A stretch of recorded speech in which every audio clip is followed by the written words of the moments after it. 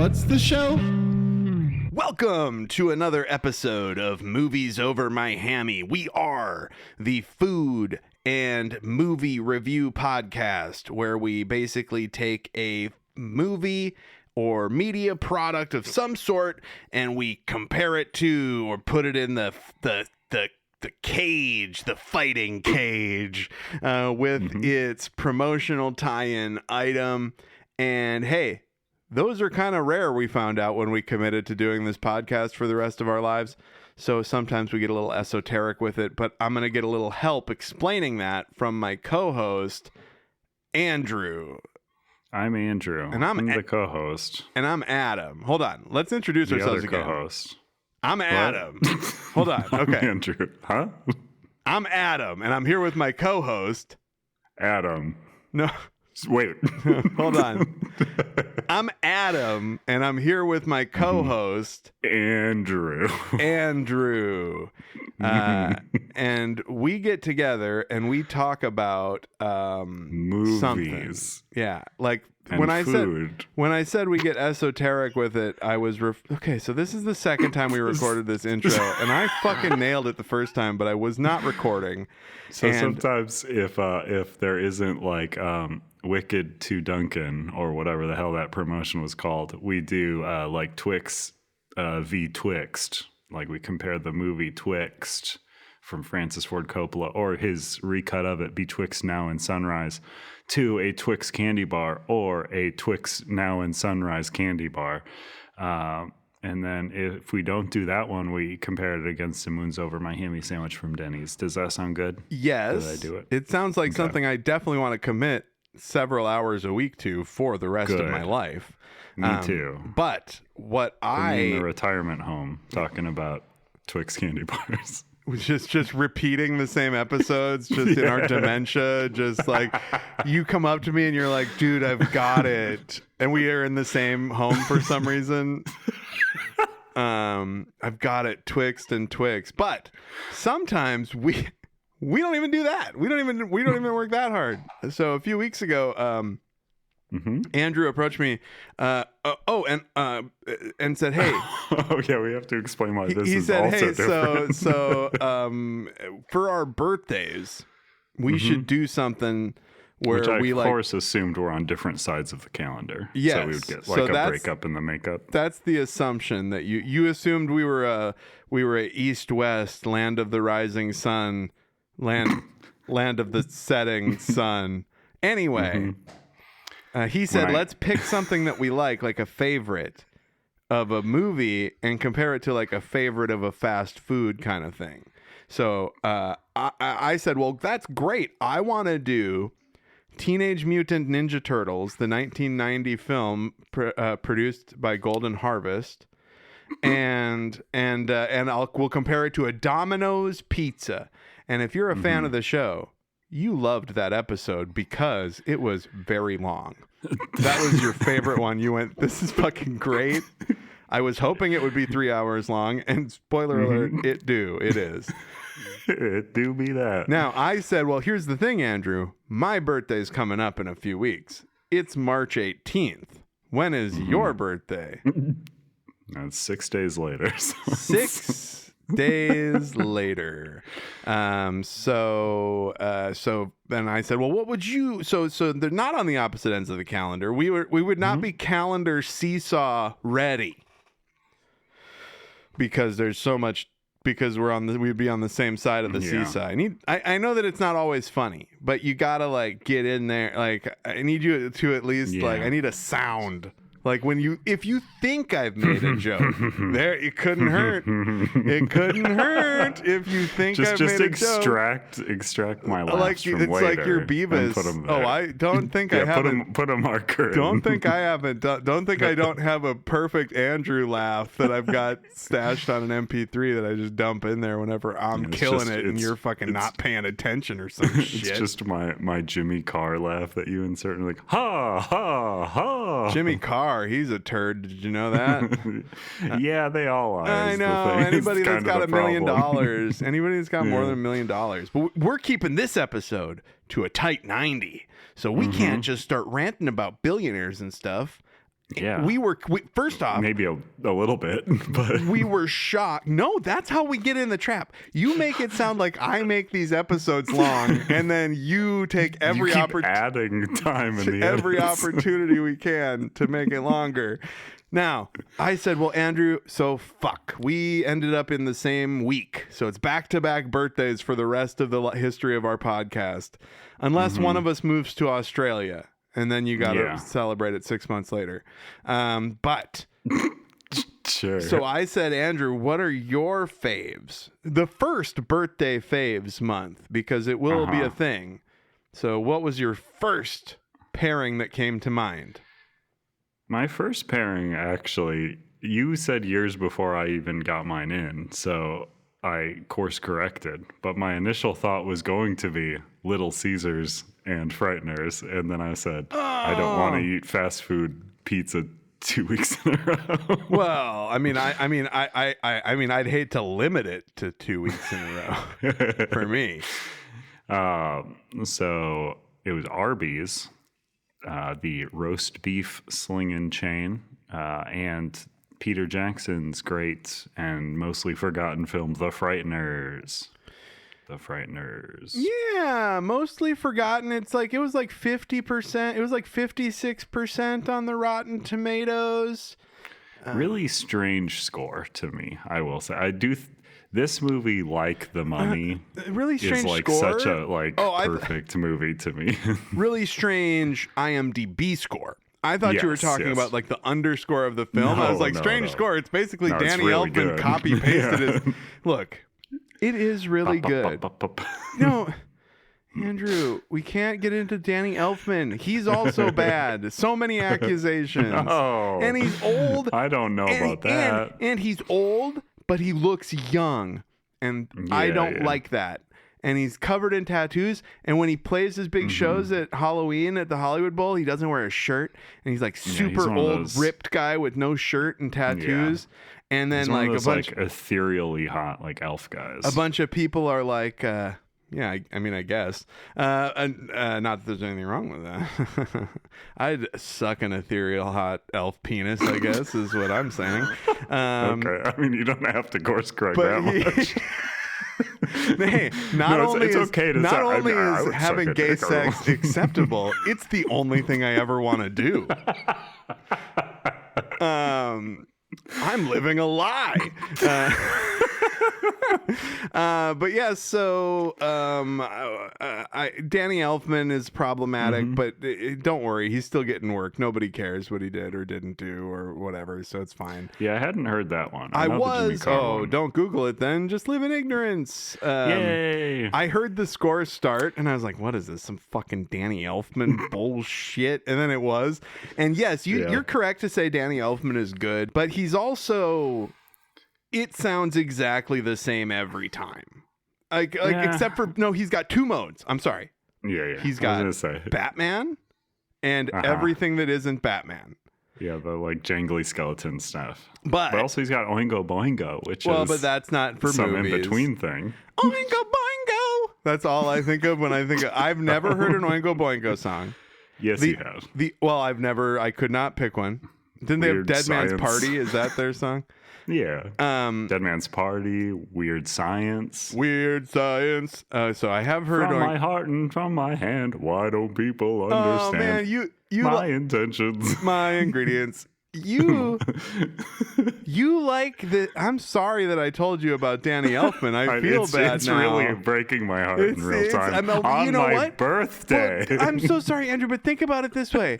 Your Jack Skellington, he's not problematic at all. He's still just a little skeleton guy, and he's fine. Chris Sarandon's good, though, right? Who? The voice of...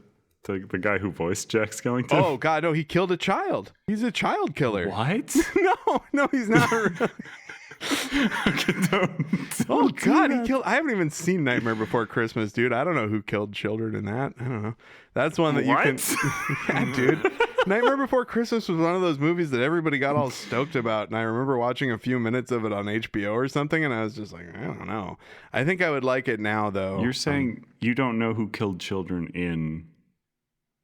Nightmare Like, Before I wouldn't know if Christmas? one of the cast members of A Nightmare Before Oh. Christmas was a child murder. Actually, I it might. thought That you were might make talking the about news. the- I probably the would have heard film. about that in the zeitgeist, come to think of it. Yeah, I don't think anyone did. I have accidentally clicked on Nightmare Before Christmas Oogie's Revenge, which is, of course, the video game that he also voiced. No. So you've got Catherine O'Hara in there. You got Danny Oh, Elfman. R.I.P. You got Chris Sarandon. Chris Sarandon does the speaking parts while Danny Elfman does the singing parts for Jack Skellington. I've never Really liked weird. that. I've never liked that. Yeah. Remember? I guess Danny Elfman really pissed about it too, which is very funny. Remember? Oh, Danny Elfman is pissed that he didn't get to do the speaking voice. That's who's pissed. It's not the other way. It's not the actor. It's not the classically trained actor, voice actor guy. That he should be singing it, because here's the thing: singing is not as difficult as everybody makes it out to be, especially when you're like in a big production like that. So there'd be no, like, you've heard that guy's voice. There's no reason he couldn't have sang those songs. Chris Sarandon. Yeah, I'm sure he has sung for other stuff. I'm sure he's done karaoke. Like, they aren't fucking, that's not Pavarazzi or whatever the fuck. Pavarotti. It ain't Pavarazzi. It ain't Pavarazzi singing. It ain't Pagliacci. I'm sure the songs are like, it's Halloween and it's Christmas at the same time and we're all goth. Oh, have you not heard the entire album being covered by like Korn and Slipknot? No. And, like, all the new metal people. So Yeah. I'm being Marilyn Manson. I'm being glib about Nightmare Before Christmas. I think the reason I don't care about Nightmare Before Christmas is I can't even remember who it was, but I feel like there was a very annoying person in my past that was very into A Nightmare Before Christmas, and I just wrote it off as Interesting. like annoying turd shit. It's good. But I'm It's sure it's, good. I It's- love Coraline. I love Henry Selick. He's really good. Nightmare Before Christmas is one of those movies I liked as a kid, and then every Christmas or whatever, my family will get me like toys and crap from it because they're like, "You love that movie, right?" And I'm like, I like it. Like, Probably it's like fun to $20. watch. I'd probably like $20 more actually than a little I'd like a gift card to Little Caesars. than a or little something. Jack Skellington. Oh, now I feel bad like I took your Little Caesars away. Like, you wanted to do Little We'll go to Caesars Little more than I Caesars. wanted to do Domino's. Ooh, No, we'll go to. I also only really, unless I do travel to like the worst Little Caesars in the city, don't have a way to get it outside of delivery. you're such a goofball, dude. Why do you live there? We had to delay this to so that I could get to an Arby. Why do you live where you live? But I went to the Arby's and tied that in with playing in a one-piece trading card game tournament, and I went undefeated. So What? that's great. Oh, there was a one-piece trading card. Was it a sealed? Was it a draft event? No, this one was. I brought my own deck. Wow. Is it like standard or? Yeah. I mean, there's only one format. Oh, right because now. it's new. It's gonna rotate soon though. There's gonna start being a standard in like this year. Is there an online version we could play together? There's a few actually. I don't know if we could seek out pairs. I've never done that, but Sucks, then I don't want to play a random. good client. It's a good game. It's a good game. Gotta try it out. I was playing Sugar for anyone who gives a shit. The one-piece trading card game, and it's not Hasbro, right? No, it's Bandai. Good, because Bandai Namco. it sucks because I can't really play Magic anymore because Wizards of the Coast called the Pinkertons on a YouTube streamer, a YouTuber.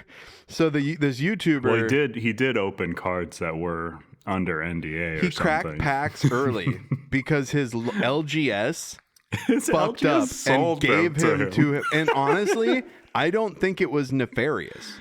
I No. think that the person at the LGS was like not the Magic expert at the counter that day. And the guy's just like, "Do you have a box of the new set?" And they're like, Yeah. "This looks new Here to me." you go. Give me your $120, sir.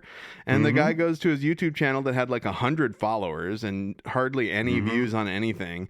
And he cracks these new packs and they send the Pinkertons The Pinkertons, That's who they so would funny. send It's to so murder. funny to me that you have heard about this. These like, are I know about injustice and capitalism. You don't. no, You're it is surprised I heard wild. that capitalism is a fuck somewhere. No, I'm looking for that shit. A magic thing. It is so wild to me to seek that service out specifically. Well, I play 'cause it's just Magic like, too. I mean, I did. I have commander decks and shit. Like, not in the last like 5 Interesting. years, but I know a bit about. I did play. I started playing during 4th edition, and I played. wow. I played from 4th that's edition older than I. to the Mirage block, and then after Mirage block, not I very long. stopped. Yeah, 4 years.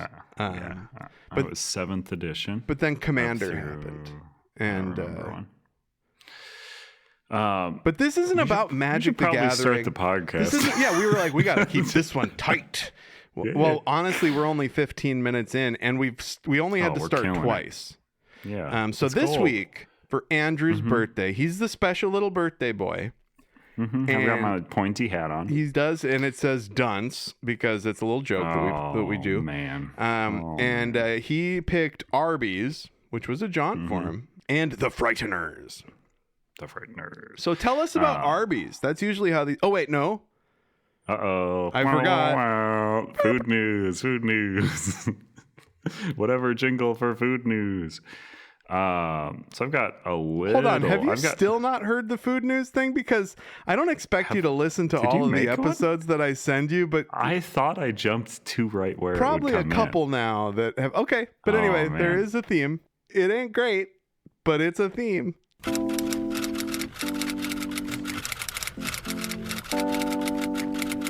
Do you want a little bit of food news as a little aperitif? Food news. Yes, it's a segment.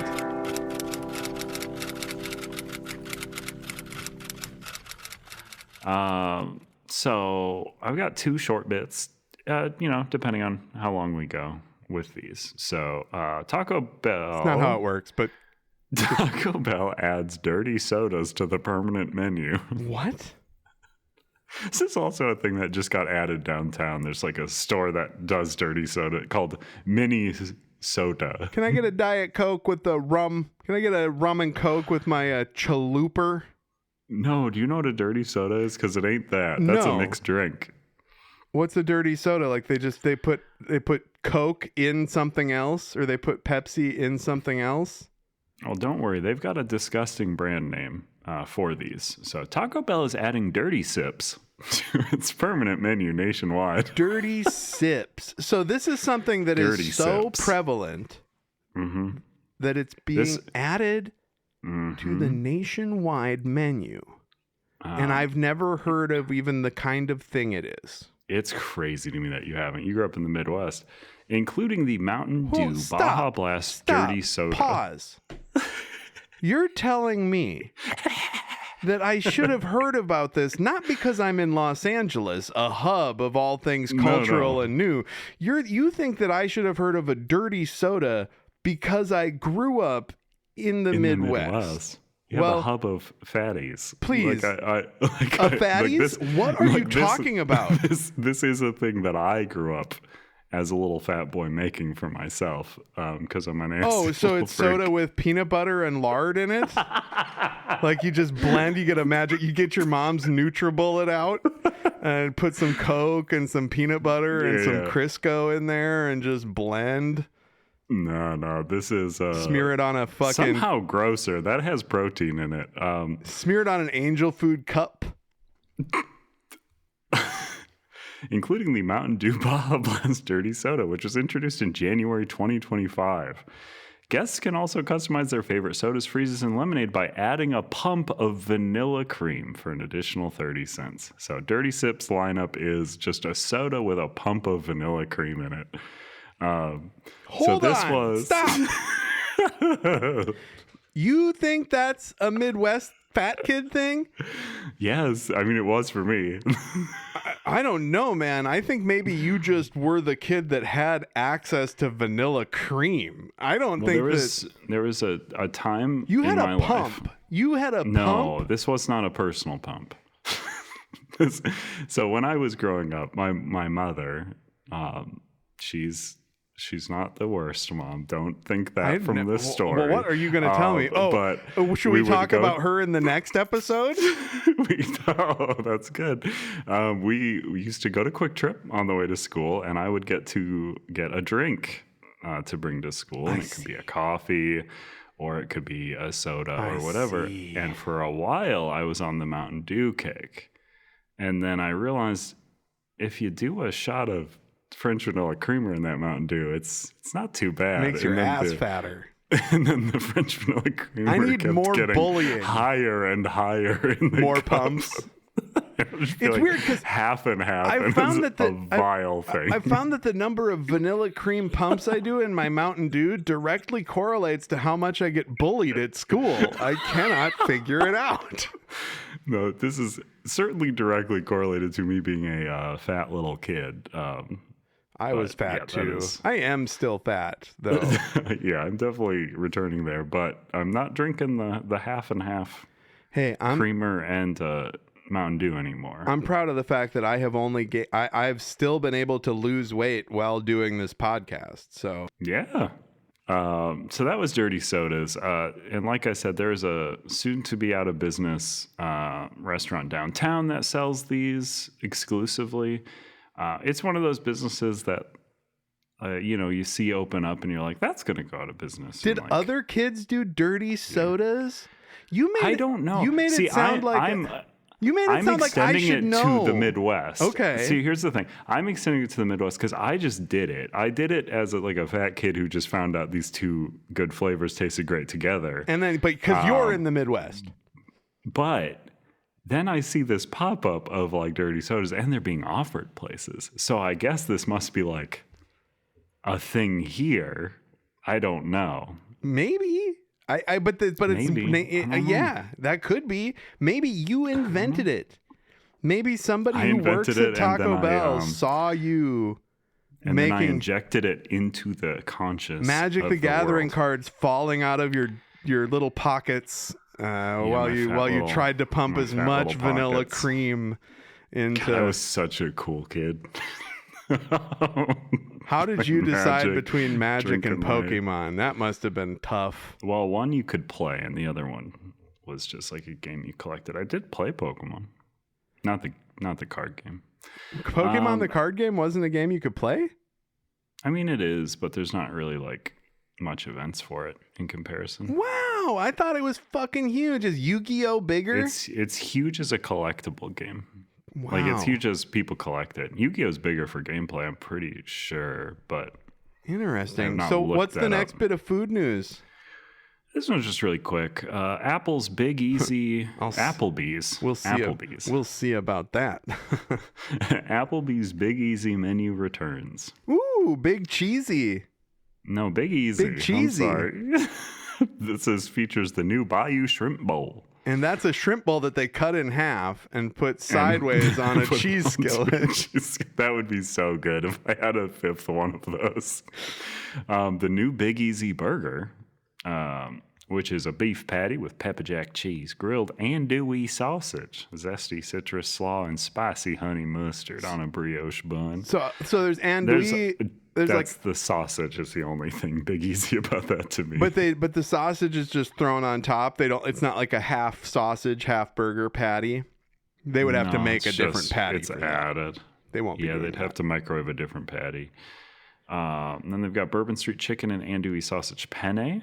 That sounds fine. You really hate Applebee's. You always bring up how they microwave. I actually really love Applebee's. You always bring up how they I'm pretty sure they have a grill back there for the burgers. Yeah. I could be wrong. I've been told that you're wrong about that, but buy Applebee? Who knows? Buy people who've worked at Applebee's. Oh, well, yeah, definitely trust them. They're cream of the crop. My friend Peter worked at Applebee's. I love throwing individuals under the bus to protect Applebee's, the company. I just like the idea of... You're lying because they had a bad breakup. No, it's... I grew up on Applebee's. I loved Applebee's. I had a lot of alcoholic beverages too young at Applebee's because I think, again, I was a little fat kid and I like to order virgin what are those drinks? You know, like a Daiquiri. colada drink, but virgin. A virgin daiquiri. And since I was there with my mom, that's the thing in Wisconsin is if you are with an adult, you can drink at like the age of 13 or something. That's like very strange. That's in the Midwest, so you probably think everybody does that. You're probably like, well, in the Midwest. Well, here's the thing. I never intentionally ordered booze, but I'm pretty sure there were a few times where they just gave me a fishbowl drink with booze in it, and then I sat there drinking my milkshake and then was very happy afterwards. Yeah, dude. Was, like, very talkative. A mudslide would be very good for a youth. I ate at Applebee's a lot. My ex, there was an ex that I lived with for a few years, and we lived close to an Applebee's, and she really liked Applebee's. But I just remember their chicken, like their grilled chicken, being like rubber. So I think you gotta just get something off the grill or out of the microwave. Like their shrimp. Yeah. Top comment here on this post, because this one was from Brand Eating. The shrimp bowl might be worth trying, except the only Applebee's left open near me is located in the airport terminal, and if I was flying to New Orleans, I'd just wait until I arrived there to get Cajun food. Yeah, that's how, isn't it always the way?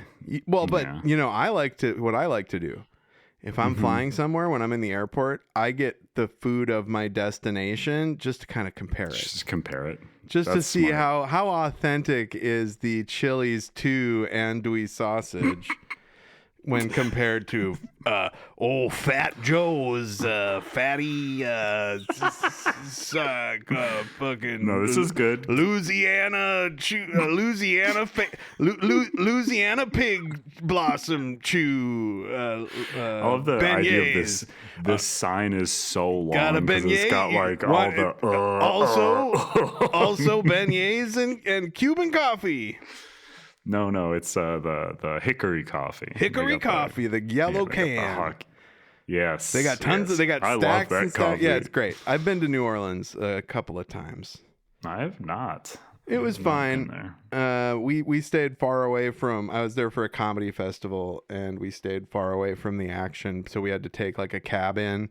And the place where we were staying was really dangerous. I don't think places are dangerous because I'm an enormous man, and so like if you kill me, it's kind of like. You know, was it dangerous? You were trying. Was it dangerous, or did I fuck up? You know, I only had what's one of them Cajun things? The Cajun rice dish that everybody fucking jaws on about. Paella. No, paella is not Cajun. Thank you. It's Spanish. Okay, fine, whatever. What is the? I was talking about like jambalaya or something, or like. Well, then remember your shit and don't ask me. Jambalaya. Jeez. Don't ask me, please, because I don't know things. You're the one that gets put on the spot for not knowing things at the end of the episode. But yeah, so I was thinking I had jambalaya once, and it was actually not good. But I did have a lot of other good food in New Orleans, so I would think that I would know a good andouille sausage. And also, there's a place called Cajun Cafe in Fargo, where I spent my formative years. Cajun Cafe is good as hell. If you're listening to this from Fargo, go get boudin balls at Cajun Cafe, and also their red beans and rice with andouille. Yeah, if you're in Minneapolis, go to Victor's 1959 Cafe. Yeah, and get some of the best Cuban food you're likely to have. Yeah, dude, they got a good Cubano there. I think so. I mean, I usually get there. They have a like omelet with plantains in it. Omelet with plantains in it. I'm just thinking of like omelet with bananas in it. I don't think I would like that. That's good. It's good. Well, I wouldn't like it because I don't like omelets because they ruin the eggs by pouring fucking cream in them or whatever the fuck they do to make them fluffy. Yeah, you're really specific about your egg prep. Yeah, it's my fault. I'm weird. Fried yuca, also a thing on their menu that's so good. The people who pour animal cream into the embryos of another animal and whip it into a fucking cloud, that's not weird. We're already eating eggs. You're trying to make food prep sound weird. We're also like grinding up animals. Do you know how Arby's roast beef is made, you dumbass? Like they condense all the meat into a powder and then they reconstitute it with water into a loaf, and then No, they they slice slice it. the loaf. Look, I saw him. Yes. You see him slice it. That's all you need. Once if it Yeah, slices, you see it's them real. slice the loaf, but the loaf is made of roast beef powder. Why are you acting like I was like arguing that Arby's is less weird than that's? I'm not saying. I'm not saying anything's more or less weird. I'm just assume it's all fucking shit, trash. Oh, it's all garbage.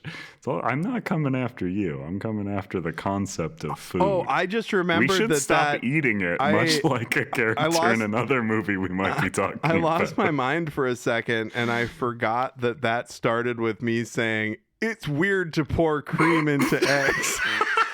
You thought I was just coming at you about Arby's for no reason. Yeah.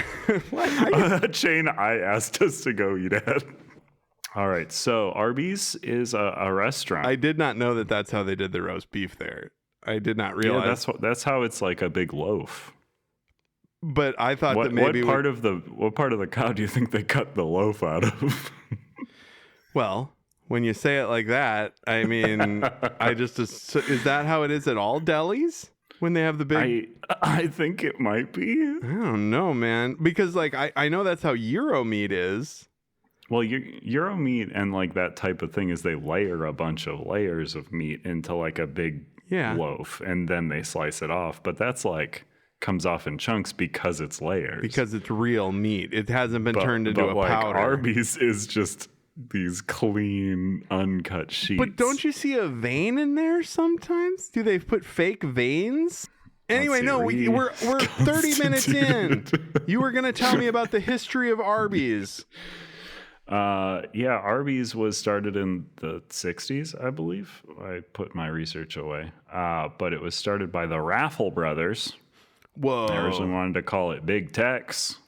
Big Tex roast beef powder turned into a loaf. Actually, don't know why they didn't. Big Tex loaf. That seems important information.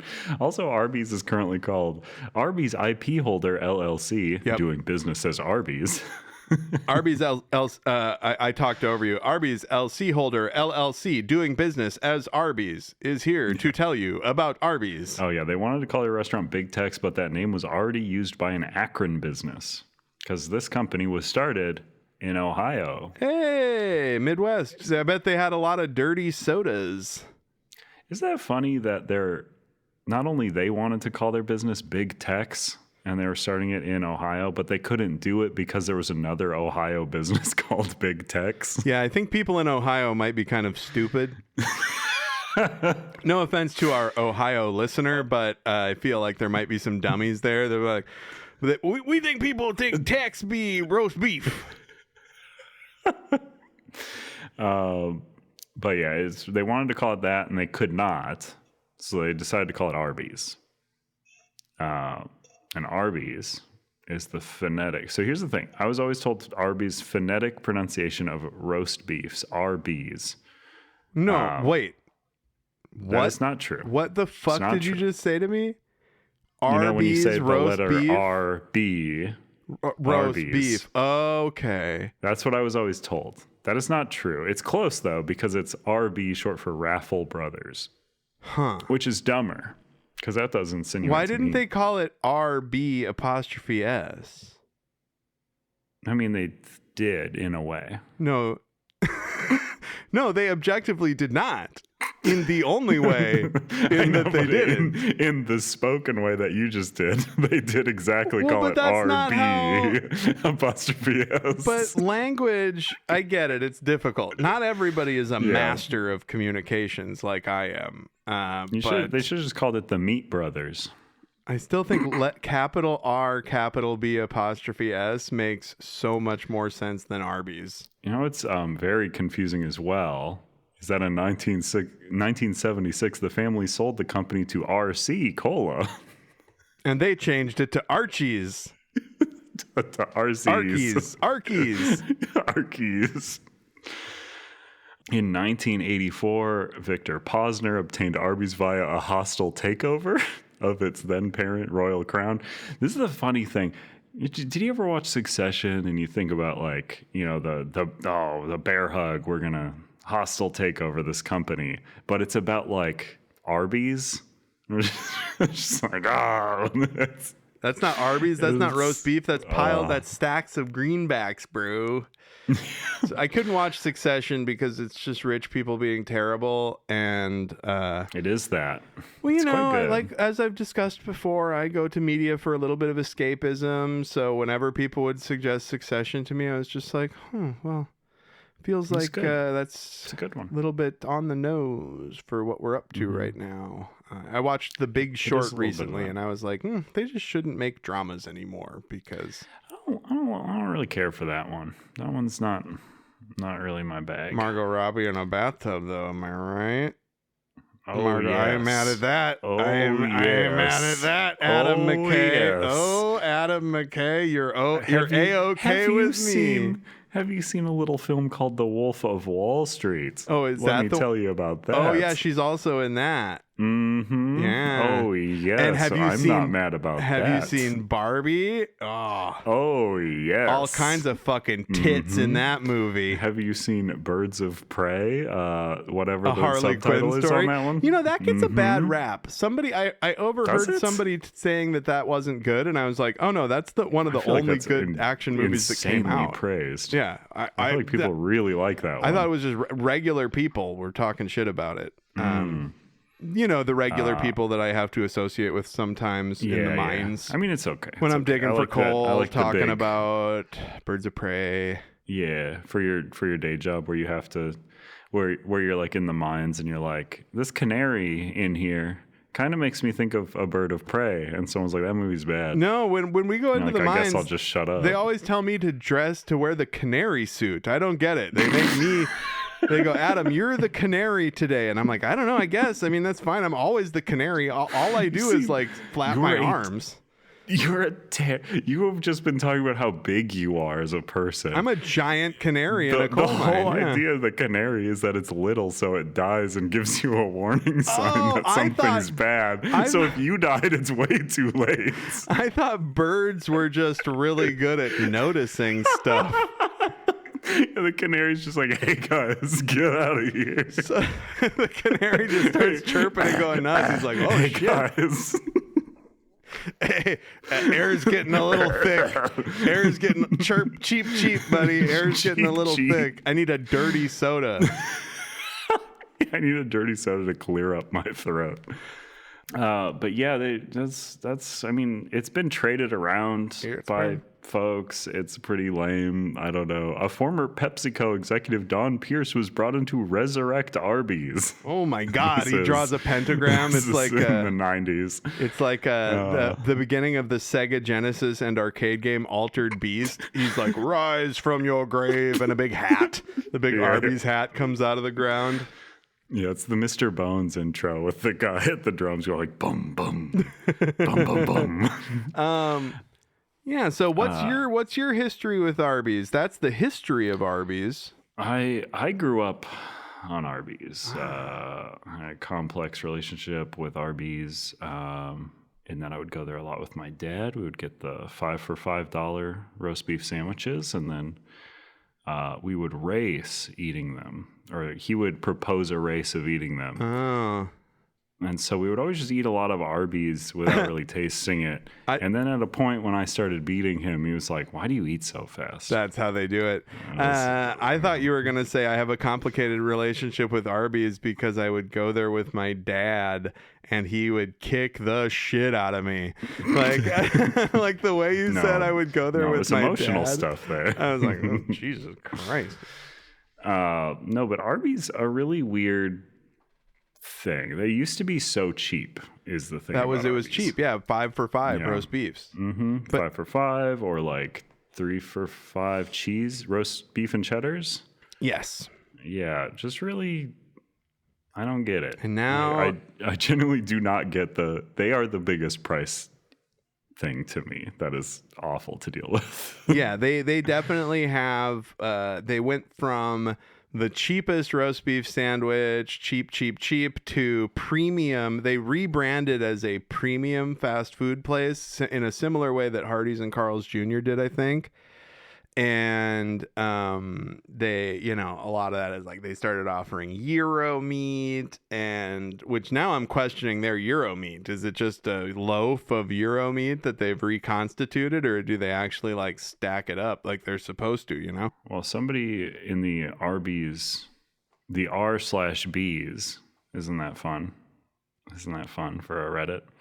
Is it even made out of beef? And Arby's Market Fresh replies with, how dare you? Arby's roast beef consists entirely of beef and a self-basting solution, which contains just enough water to keep the product juicy throughout our restaurant's 3-hour roasting process and during slicing. 3 hour. That's longer than your parents spent making you, and probably less basting solution. Mm-hmm. That's gross. That's the guy that works at Arby's talking about cum. Yeah. He's like, I want to get on here and I want to promote my restaurant that I love and also cum. It's like a slab of compressed meat. After it's cooked in the oven for 2 hours or so, it goes into the sham. Well, I don't care about that though. Like, I'm cool with processed meat. I've never been a you know, there's just some fights I don't have the strength to fight, and processed meat versus not processed meat, that's a big one for me. I'm just gonna eat that loaf, and they roast it there. It's good as hell. I like it. Yeah, they loaf it off site. Yeah. You know, but it's roasted, and that's the important part. Yeah, I didn't set any specific parameters for what we should eat, but the classic roast beef is probably the thing I'm eating the most from them. So here is the copy for that. This is the sandwich that put roast beef on the map. Our classic roast beef is thinly sliced and piled on a toasted sesame seed bun. Try it with our delicious Arby's sauce, or for an extra kick, go with the zesty Horsey Sauce. So that is really the thing about Arby's, I'll say, is I like, well, I don't even know where I was going with it. I like fast food is I guess where I was going with this. I like curly fries and meat. I like that too. I like how much though the Arby's sandwich is a palette for sauces. It's a big thing for you to put a sauce on because it's just a pile of beef. Yeah, and I agree with that too. I do Horsey Sauce on mine, and maybe an Arby's sauce. I've never really liked the Arby's sauce, the red. I grew up really only in taking that one for a long time, and now it's a little much for me. But I'll get it a little bit as a nostalgia Horsey thing. Sauce, though, if I could have that. I mean, I have gotten horseradish sauce at home before, and it's trouble because you put it on fucking everything, it's dog. really good. It's so good. We had. Do you remember when Arby's did breakfast for a little while? No. It might have been a regional thing, but they did. I worked at a thrift store that was close to an Arby's, and for a while they were doing. It was just like a sausage patty. And cheese on a bun. Doesn't sound like they didn't good. have biscuits or anything. Yeah. I do remember this existing because when I used to work at the carpet cleaning company, there was an Arby's that I would have to walk by after the bus, and it was always serving breakfast. And I was like, man, I would eat a roast beef sandwich right now, but I certainly don't want a breakfast sandwich. I think maybe they did have a roast beef that you could get at that time, but no, I think it was sausages primarily and bacon. The other sauce, the other killer sauce, which is gone now, I guess. I'm realizing that they didn't have it at my last visit, was the 3-pepper sauce. Oh, yeah. Which was a blend of, this is very funny to me, a blend of red pepper, jalapeno, and black pepper. Oh, it's not really 3 peppers. To its name. Yeah. They could have just called it some peppers sauce. Copycat recipe for if you want to make your own. Here's my experience with Arby's Meat Mountain, because Arby's does the thing as well. The jokes. So Arby's Meat Mountain. Have you done it? No. I don't want to ask for it because it's not on the menu, and I don't want to look like a little piggy boy.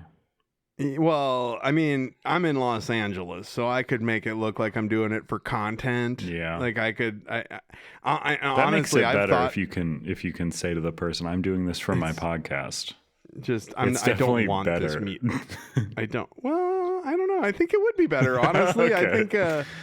I think that doing something for for entertainment product, no matter how many or few people are listening, I think that's better, quote unquote, better than just desiring a meat mountain. Yeah, that's true. I mean, I can order one though. Like, I just feel bad about it. If they had it on the app, you could get a meat mountain carry out. That's true, but it's not on the app. I know it's not on the menu. That's what I'm saying. They should put it on the app. Like, you've got a duck behind something white for 3 seconds, and then your character falls behind it, like in Super Mario Brothers 3. And then there's a big and then meat you mountain. run into the meat mountain.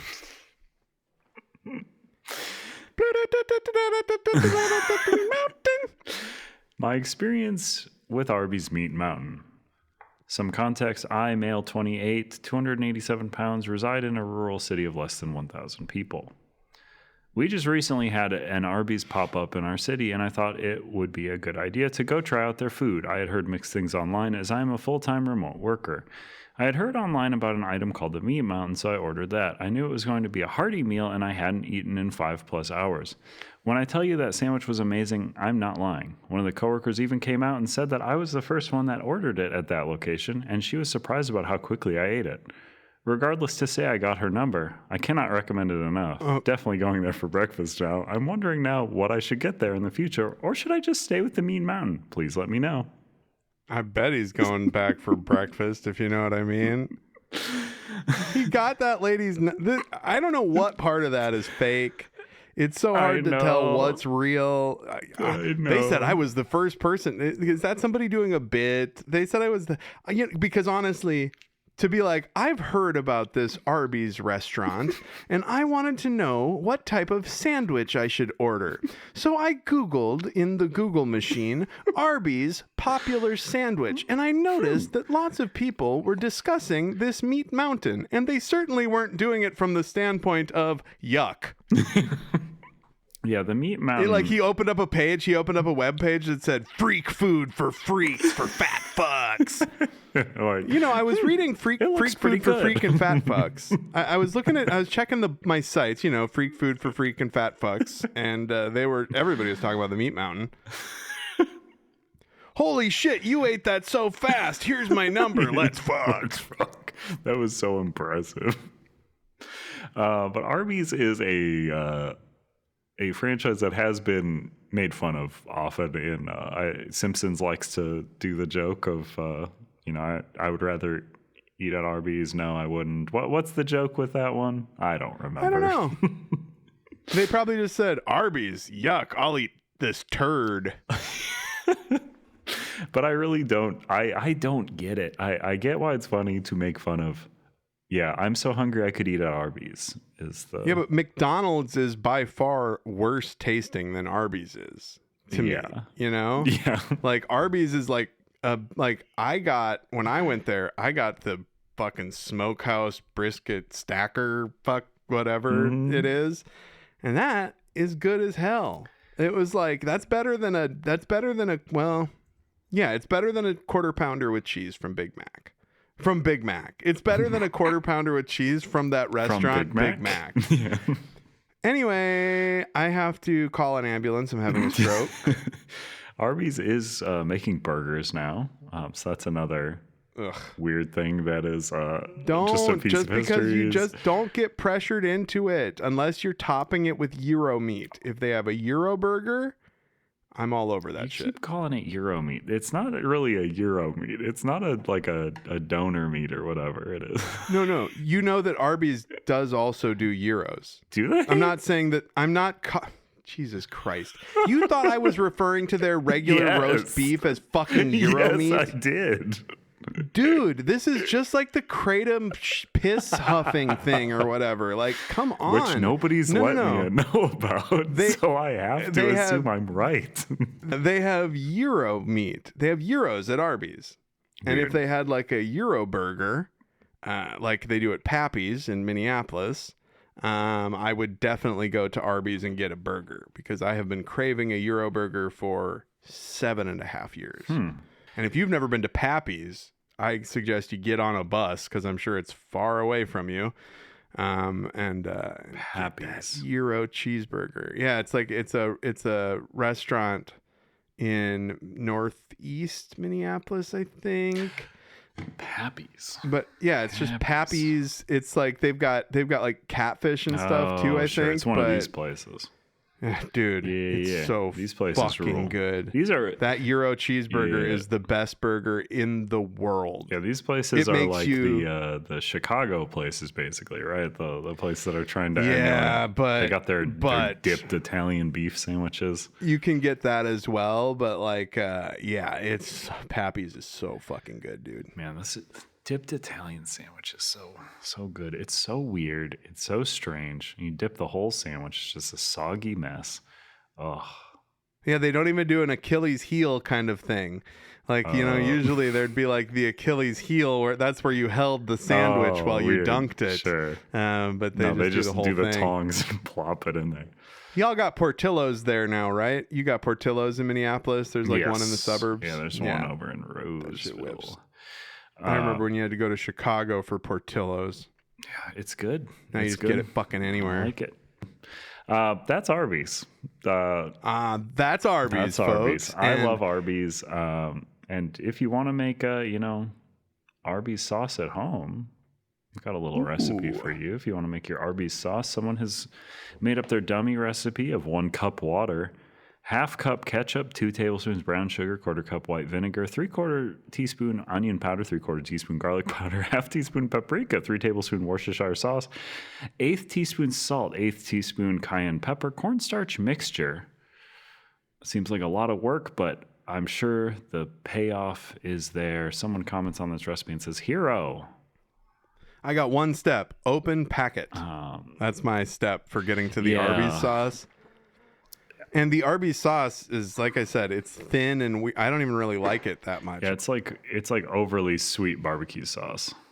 I mentioned the curly fries, but I did not talk about them enough. That's what I love when we do get to go to Arby's here, and they are far away from us. Arby's is a jaunt for us as well. There's no Arby's in Van Nuys or even our area of the valley, but whenever we get to go to Arby's, I'm like, oh yeah, get them fucking curly fries, because they don't have curly fries at Carl's Jr. That's like one of the differences between Carl's Jr. and Hardee's. Yeah. That sucks. Did you know that Hardee's started as a roast beef restaurant?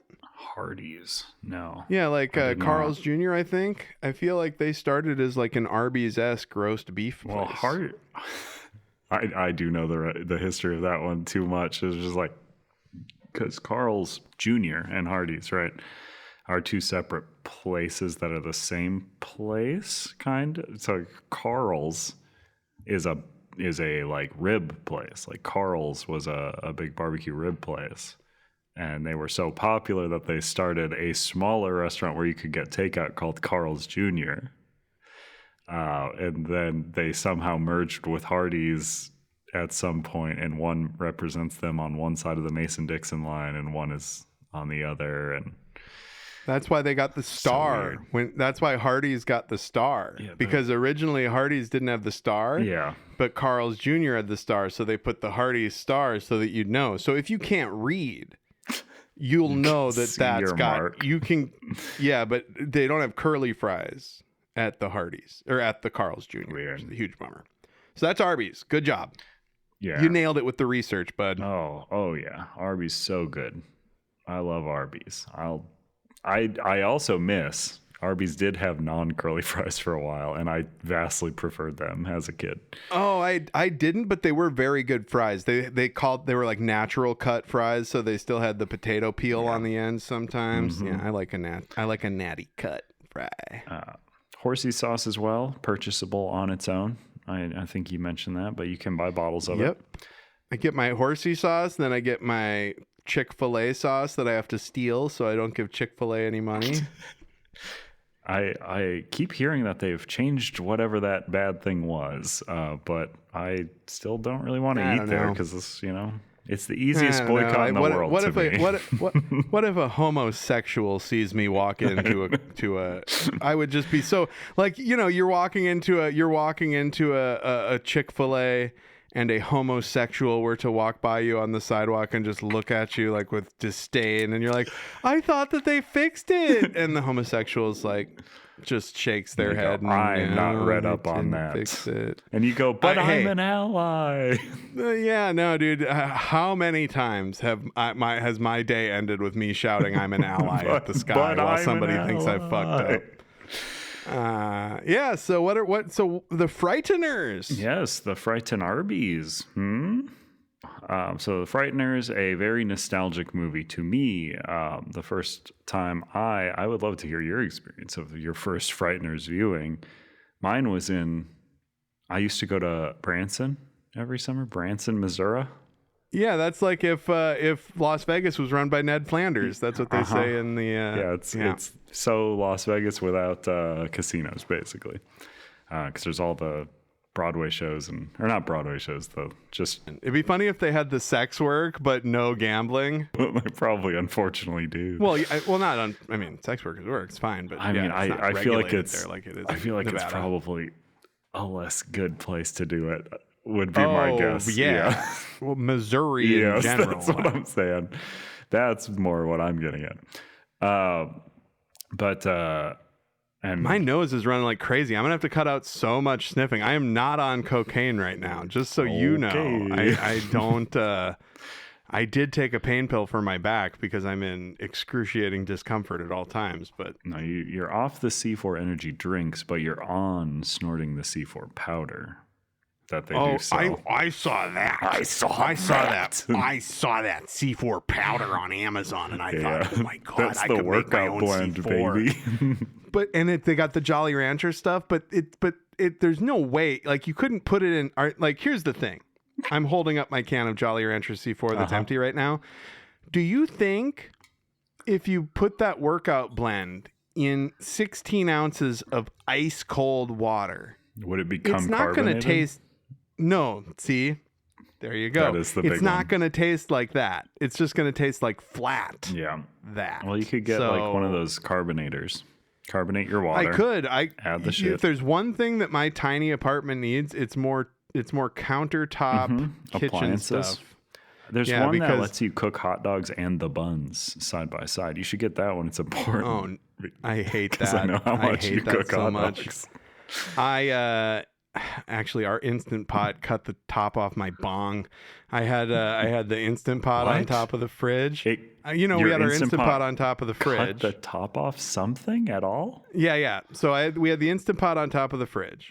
And I took my bong. I had a little like 5-inch bubbler that I vape through. And so I took that out of the fridge because I keep it in the fridge so it's nice and chilled with water in it. And I set it next to the fridge and I closed the fridge door, and the Instant Pot lid wasn't secured on top of the Instant Pot on top of the fridge. So the lid fell off, and this bong was segmented into two bubbles. Like there's the bubble on the bottom and the bubble on the top. And the Instant Pot just sliced the bong in half. And the both halves of the bong were on the counter, and the Instant Pot lid was on the floor.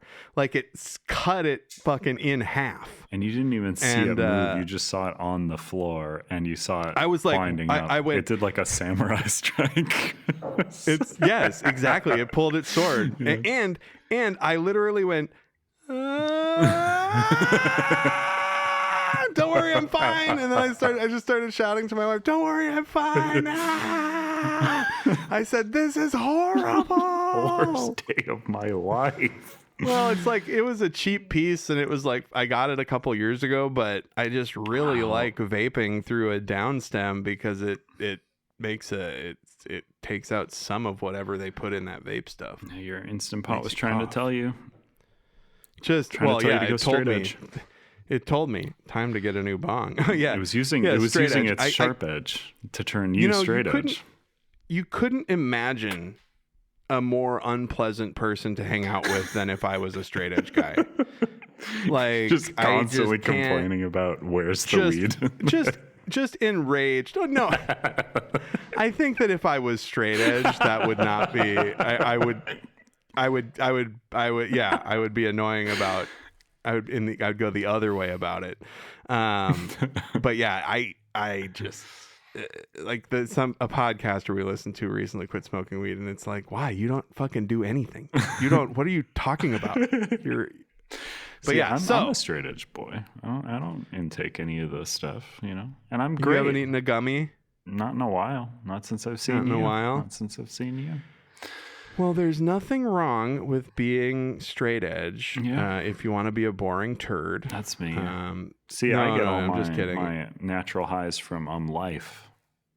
Yeah, I'm high on a little something called life. Well, let me tell you, my life is a bit of a low. Let me drop a tab of life.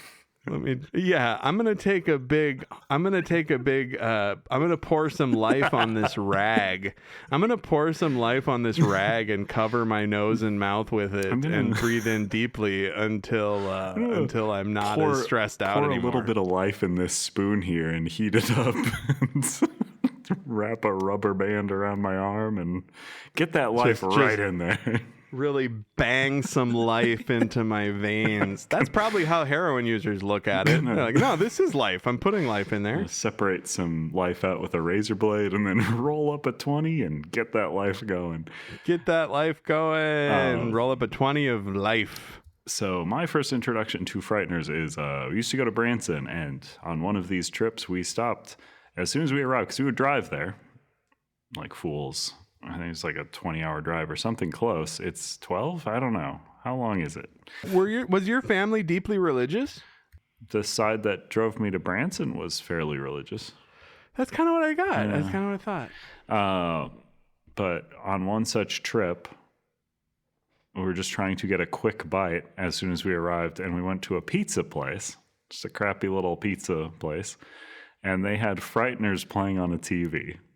And I just remember, like, somehow it was like really close to the front of the movie, and I just sat there like staring at this TV, and I was like, okay, we finished our food after like 10 minutes, let's go. And I was like, I think we gotta hang out. We gotta watch cool more Frighteners. I gotta see what Marty McFly, how he deals with. Oh, I was so transfixed by it. And like we stayed there for like an hour before finally being like, no, we do have to leave. So I never saw the beginning of this movie or the end for years. And I didn't know what it was for years because I didn't see the title card or the ending. So like I had no clue what this movie was. And I was, and of course at the end, right? At the end, there's a big title card that says, that was the Frighteners. So if you missed that, you wouldn't know. I mean, honestly, I think whatever TBS or whatever it was playing on would probably have a thing on the side that was just like, you've just watched Frighteners or whatever they do there, but never saw any of that. So for many years of my life, did not know what that movie was. Vague thought of like, did that exist? And then when I was like looking through Peter Jackson stuff, because I found out he did a bunch of really messed up early career stuff, and I was watching it all, and I was like, holy shit, this is that movie I watched as a kid. Yeah. Oh, and it just got you. Yeah. Like, oh man, I recognize that. that moving wall. That's the moving wall from The Thing, and that's Jim Carrey. I thought Jeffrey Combs was Jim Carrey. Jeffrey Combs was Jeffrey, and so who else thought Jeffrey Combs was Jim Carrey? Jeffrey Combs. Yeah, I mean, he is giving that performance in this one. Dude, 100%. He's so good that in guy, this movie. He's in a different movie. He's very good in whatever movie he's in, but it's totally, he's every joke that he has reminds me of I kick ass for the Lord from Dead Alive. Like he's the I kick ass for the Lord guy but also in like such a nervous, scared way. Like, so Frighteners is a Peter Jackson film. It's I believe the last he made before Lord of the Rings, made in 96. And I had 96. Yes. I thought it was way earlier than that. I thought I was watching a movie from 1992. Holy shit. No, dog. Do you see those effects? Those effects are insane for 96. It all makes sense. Yeah. And it's funny because the effects is something I had a problem with, but only because I mean, again, 1996. Well, but here's the thing. You watch all of Peter Jackson's previous stuff, you would expect a lot of practical ghosts. Like you would expect a lot of why don't they have a person under a screen up on the wall? You know, why didn't they do like it's just because he's the practical master. And so but then he becomes the digital effects master. So this was his transition from and again, I think this is just like one of those, maybe I'm just not finding the articles on it or they've scrubbed it, but like I think I'd just been misinformed on this, but for years I had been under the understanding that like the effects in this movie look as good as they do because like the shooting schedule of this was he got hired for Lord of the Rings and then there was delays with when that would start. And so essentially he produced this using the equipment that was purchased for Lord of the Rings. Watching they purchased the equipment way too early, knowing 6 years and researching for this, not the case. Just ahead of its time. Like it is. He's just good. Yeah. Was it Weta people? Was it Weta that did he hire Weta for the first time on this? Well, it was his company that he like owns. What is Wingnut? Yeah. Well, no, but they usually the effects company. Wingnut's the production company he works with. Does he own Weta? I believe so. Well, great, because they do good stuff. Yeah, Weta Digital. Yep. Let's see. Yeah, it was founded by Peter Jackson. Wow. Okay, so also that visual effects company, like 8 years old by the time, even less, I think, by the time this movie comes out, which is also crazy. And then look at how much better because the CG in this is very good for early CG. Yeah. But it also pales in comparison to the cave troll that looks real. Yeah. In the Lord of the Rings. Yeah, no, it's nuts. I mean, they're moving at leaps and bounds, and like, I don't know. I think the effects in this 496, as a person who loves, these early 2000s, late 90s movies that always you have to excuse the like third act like monster because it's always like, oh, we're going to wrap this pretty okay movie up by having them all fight this shitty big thing, blobby, dark thing. Once it's a bunch of CG blobs, once it's like 2 CG blobs intertwined, that's just the end of that Venom movie, the Venom and Carnage movie. I haven't seen it. It's also the end of the first Venom movie. It's 2 symbiotes fucking squirming around on each other. Yeah, we've kind of horseshoed back to visual effects. I mean, I think it didn't help that I watched it in 4K. Yeah. Sometimes when you watch something in the upscale or whatever, or the remaster, the effects kind of jump out as poorly matched. Yeah, I've got the old DVD. So for me, I always thought that I thought it was like a scary movie. I thought it was like an R-rated scary horror ghost movie. So when I finally watched it a few years ago, I was very surprised that it is basically just him doing a Looney Tunes movie with ghosts. And I got it confused with, there's an H.P. Lovecraft movie called like The Curse. It was like a direct to HBO. Oh, God. No, not that movie. Was that not good? Are you talking? HBO Lovecraft Noir. No, not Lovecraft Country. Jesus Christ. Cast a Deadly Spell. Yep. I mean, that's this reminded me. That's what you thought? You thought I was going to say? Do you remember how Cast a Deadly Spell ends? Yeah, with them like a ghost real estate plot. What is it? It's much, much worse. What? The Ritual. Because this movie is about a eldritch god, not Frighteners. We've gotten off track. We're talking about Cast a Deadly Spell, which involves like real estate people trying to summon an eldritch god or something. But to do so, it requires offering up a virgin. Ah, yes. So they find like a 16-year-old girl, and they're trying to preserve her virginity. Oh, no. Somebody has sex with her, so she's not a virgin anymore. Yeah, an adult police officer has sex with the 16, like the young girl, and they get out of the car, and they're like, it's great, isn't it? It's the ritual had failed because Olivia had lost her virginity a few days before to the police detective assigned to guard her. I watched that movie after woke happened. How did I not fucking clock that? You were like, you know what? The police deserve a win. No, don't. ACAB include definitely that cop. Yeah, but it's one of the grossest because they like he gets God, out of dude. the like ritual fails now. and he comes out of the car and he's like, "Hey, baby," and it's like crazy. It's so gross. No, and then you were like, I hope he's not talking about Cast a Deadly Spell. Everyone Adam's is. a creep. Everyone it like has. I think it's like one of those early HBO movies. Well, pedophilia is cool now. Pedophilia is just fine now. Yeah, of course. We live in a different time. You know how people say we live in a different time where things were more permissive? Well, we're back, baby. Yeah, we're back. But no, so that's gross. But I did get this confused with the real estate monster ending of Cast a Deadly Spell. Interesting. It's because there's like dilapidated buildings, probably. I don't know. Maybe. He's building his own house. So a quick rundown of the movie. Watch the movie if you haven't. It's very good. It's a good one. It's very fun. It's very brisk. I also always remember this movie being so much longer than it is because of how I was introduced to it, which was me just trying to... The same way you're going to watch The Coffee Table with ads. Well, no, it was with ads, but also I kept trying to delay it.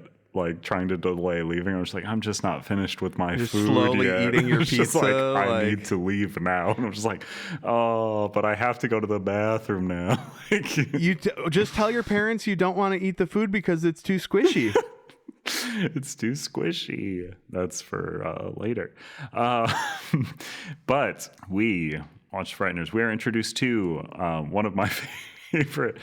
Actually, I guess the movie opens with the movie opens with a ghost thing happening. Which again, and if you forget this, the end of the movie makes a lot less sense. Yeah. I rewatched it while I was waiting for this to start, and I was like, oh. Oh, that's after she summoned him. Yeah. Oh. Yeah, no. Because she kept saying she's too young. Yeah. But she was like 35 or whatever at that point. Yeah. I mean, it's the thing with the movie is it's a weird one, and I do think it really rides the line of horror and comedy very well. I do think there are. I mean, the effects are hard. The effects don't age super well, but again, 96, whatever. But it opens with a haunted house, a weird entity, an older woman who lives with her even older mother, live in this weird old house together. And the younger of the two is being chased by a entity. It's a wallpaper ghost. Yes, it's just going along any of the surfaces, but it is very Freddy out of the backboard in like Nightmare on Elm Street, sort of out of the backboard, like he's basketball playing. You meant headboard, yes, but you said backboard. Yeah, I would love a Freddy. You meant headboard, but you said backboard. We're podcasting. Think about a team of monsters, and someone puts the ball up and it's about to miss, but then Freddy comes out of the backboard and dunks the ball. Sick. That would be great. But also, what if instead of a team of monsters, a team of monstars? Ooh, now we're talking. And they have to play against some of the guys. A bunny, They perhaps? have to play against very obscure Warner Brothers IP. Yes. So it starts with this thing. There's ladies running through the house. There's a ghost after me. The even older woman jumps up in bed, wild hair, just like... There's a very old woman saying that a less old woman is too young, and then she shoots a ghost's head off with a shotting gun. What is it? Because the rug ghost chases her up the stairs. It's such a good added effect that it is like shooting the little metal bars that keep the rug tucked at the bottom. The little tines. Yeah. The little. It's chasing her up the stairs. It's got her in its clutches. It's holding her wrists, and it's holding a big rug ghost head over her. And then the old lady pops up, or it's the sins of the flesh or something, and shoots it in the face with a shotgun, which rules. And then a ghost shoots out of the rug, and we get the Frighteners. And then we cut to, this is one of my, I'm surprised, I've written a lot of scripts that nobody will ever make. And I'm surprised that none of them have yet started. Oh, I might be wrong. None of them have yet started with a radio broadcast or something describing some overarching thing that's wrong with the town. And this is a newspaper woman reading a story from one of her underlings who will die later. Yeah. That underling does die. And she dies. He's like number 39. And she dies. And rightfully so. She's mean. Yeah. No, I love it because these characters do come back. So it's not like this weird, fully like its own thing, but it does like doing a radio story about these weird heart attacks that are happening in the city. There's a funeral happening where the underling is at the funeral, just reporting on it because they report on murders in this small town. So I just wanted to say that there's a great fucking joke when the editor is talking to her reporter and she goes, "What's this shadow of death stuff?" Yeah. And he goes, "It's what they're saying." Yeah, I love that. It's so good. It's what they're saying, Miss Peabody, or whatever her name is. Patricia Ann Bradley. No, that's the main lady. I'm trying to find. And he always says here. her full name. Let's see. Yeah, I don't know. I don't know what her name is.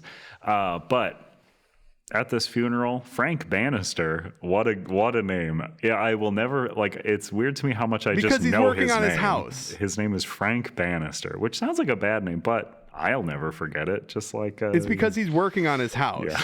Bannister. Frank, and he's always frank with people. Sure. But he goes to a funeral. He's handing out business cards. And what kind of business cards is it, Andrew? They're for his like ghost removal service. I don't remember the exact wording on them, but I think it says psychic investigator. Yeah. But then he's basically shooed away. Everyone knows him as a guy who just stalks around funerals offering his services. Plentiful funerals. Yeah, because this thing's happening. And he is, told to leave. He drives wildly. I love how insane what he is his deal? Why is he such a terrible driver? I think he kind of wants to die. He does read to me a little bit like one of those kind of self-destructive characters because, as we'll learn, his wife was killed murdered. in a car wreck that he was driving. His wife died in a car crash, which we find out later was actual murder. Yeah, she was found dead in a car crash that he was responsible for the crash because he drunkenly drove the car, but her body was found dead with a 13 carved into the head. Which is a reveal later. Yeah, we'll talk about that because I want to know how that worked. Because the car crashed and then she came out of the woods and killed the wife and wrote 13 on the head because she was just stalking around in the woods and happened upon this car crash. I think that's the bit. Yes. Okay. Also, I assume he stumbled off somewhere. Well, yeah, because he was wasted. Yeah. Awful guy. The hero of the movie, by the way. Presumably driving drunk all of these times we see him driving too. I don't think he's drunk maybe, honestly. Yeah. Well, that's just it. They try and I think there was a version of this movie where he was an alcoholic that was drinking the whole time, and then they edited it out because there's liquor bottles all over his house. Yeah. But you never really see him drinking. I think he's getting over it basically, through the relationship, right? But then we're introduced to the lady that I always thought, again, much like I thought Jeffrey Combs was Jim Carrey, I thought Trini Alvarado was Jennifer Connelly. No, I for whatever reason I thought it was Minnie Driver or something. Oh, that's okay. That's not crazy. I was for years until I researched it for this, and I was like, what? Truly. Oh, you even thought it was Minnie Driver when you were an adult that had watched the movie. Yeah, because I just didn't look at the credit for it.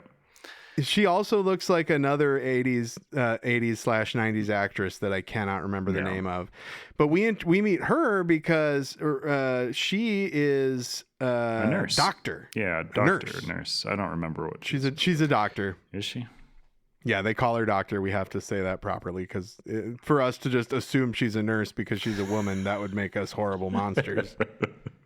So she's a doctor and she's filling in for another doctor. That's why I was confused. She's filling in for another doctor who usually does house calls for the kooky old lady from the opening. Yeah, who has her hair done up in like the like Francis Ford Yes, Coppola Dracula, the Bram Stoker's like, Francis Ford Coppola's not Dracula's Leia hair. buns, but the big butt on the head. I love it. Yeah, I love this. also lady. the owner of the Maison Derriere, I think, from Simpsons, had that same haircut. But is this? No, no, that doesn't happen yet. So what happens is he's driving wildly, and then he crashes into their fence. The physician and her husband's fence. The husband, but we don't know that that's her husband yet. I mean, they live together in the house. Yeah, but I think we just see him crash the fence, and the husband is like, "What the fuck?" She's not there. I think she's at the house call at that time. Oh, maybe that's okay. Because we just see the husband, and then it's like a reveal later when you see that they're in the same bedroom. So he crashes into this fence. This guy's like very justifiably upset. He's like, "Hey, you almost fucking drove into my house, you dumb asshole." And I like how we're supposed to think that he's the bad guy, kind of. And even like when when Frank Bannister leaves, he like intentionally drives over some extra shit. Like he leaves, and when he shows up later, he drives through the fence again for no reason. He leaves his card as like, "Call this number, we'll get it sorted out." And it's bad. Like the guy's not pleased with that. So he leaves. And the guy rips up the card. Yeah, which is important for later. And then we get the visit. The doctor lady is visiting the women at the house. And they, got the rug burn on the wrists. And there's been a ghost here. And but that was years earlier though. Oh, was it? Yeah, I think. Because that's the bruise on the neck. That was when she first came back from getting out, I think. When he came back.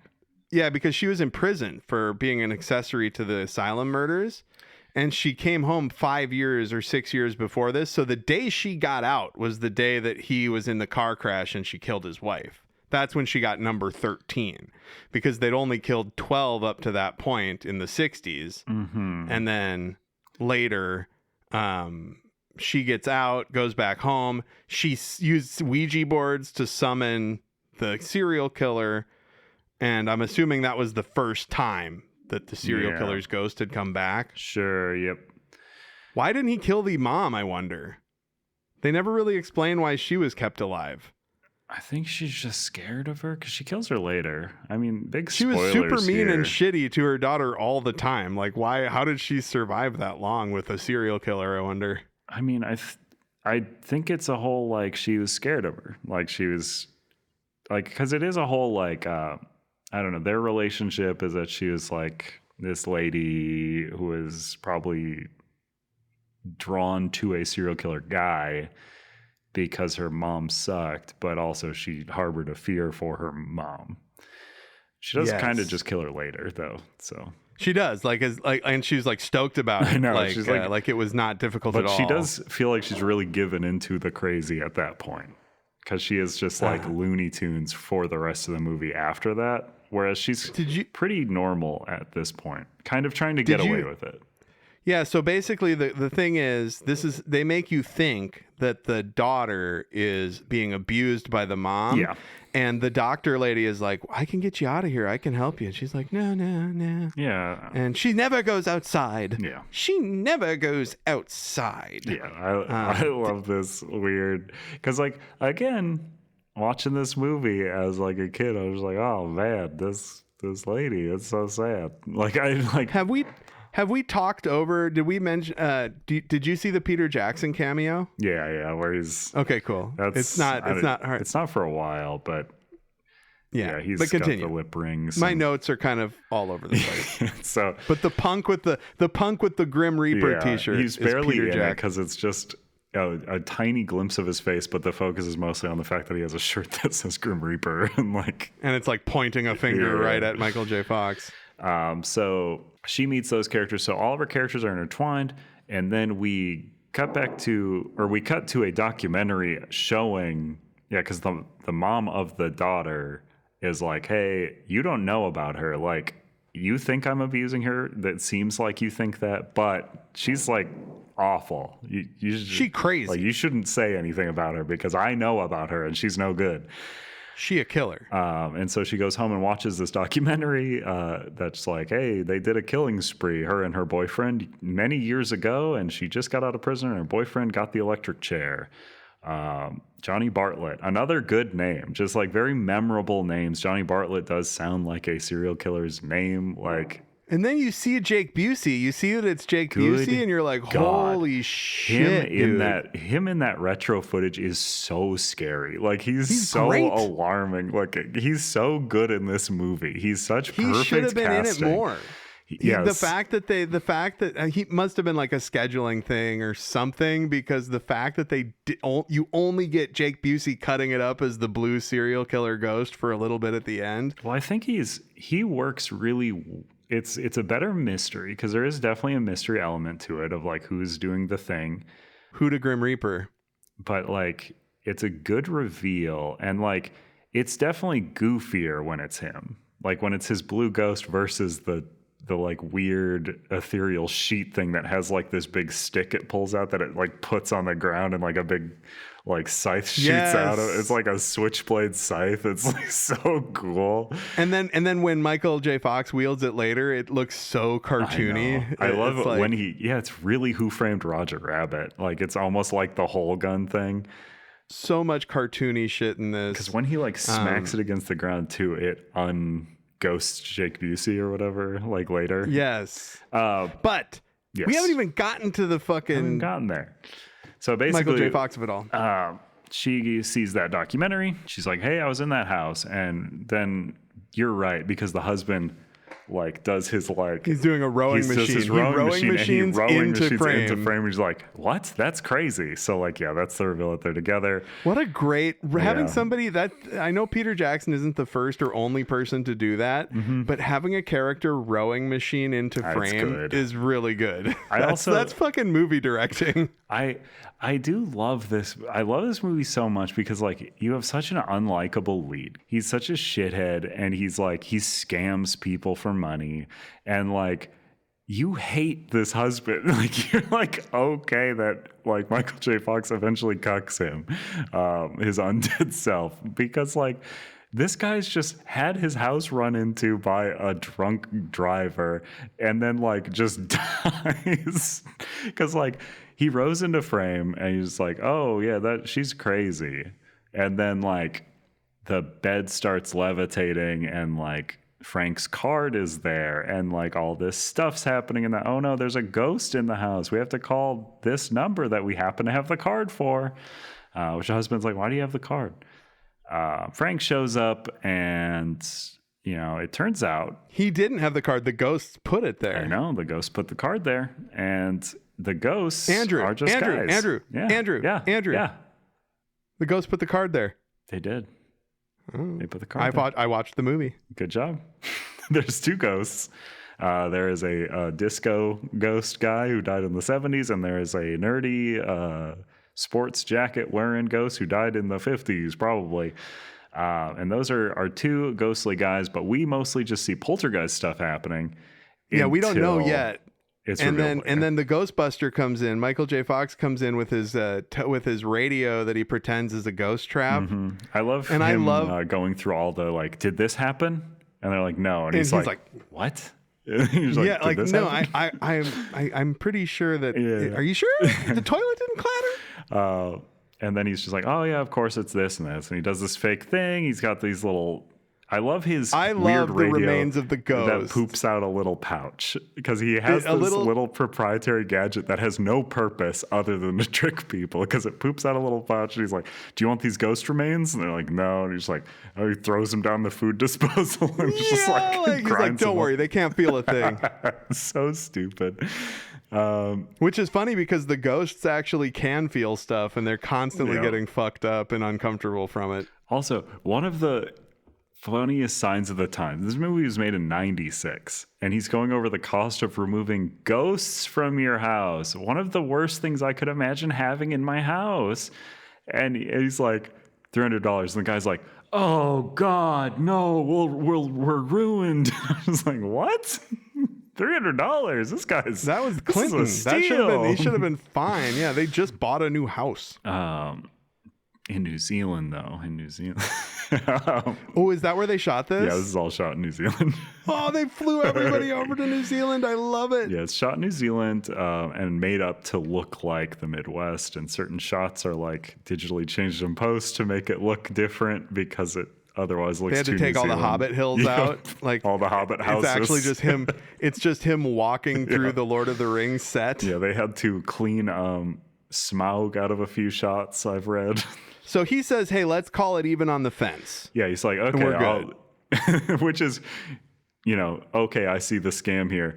But then this little shithead is just like, "Oh, actually, I do have to charge $100. I can't be completely out of pocket." Yeah, such a fucking dickhead. I love it, dude. He's such a greaseball. And then he leaves, and we find out, of course, the ghosts were his buddies, which he makes ride in the trunk. They ride in the trunk back to his house, and he's like, "I don't want you getting your ectoplasm." Because they get ectoplasm everywhere, which they don't show. No, they don't really show the ectoplasm gooping people. I love how this movie tries to have like kind of a sciencey explanation for like what happens when you die. It's just like, well, you're offered a corridor of light, and if you take the corridor, you either go to heaven or hell. But if you don't, you hang out for a year. You hang out for a year, and then you get the option again.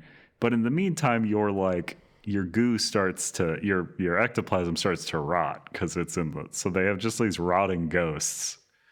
Except for so it's like they kind of ghost zombie. They wanted zombies, but it's also ghosts. Yeah, because you're also introduced to the judge, who is just like this like dementia-addled Wild West played by for my dad, John Aston. Yep.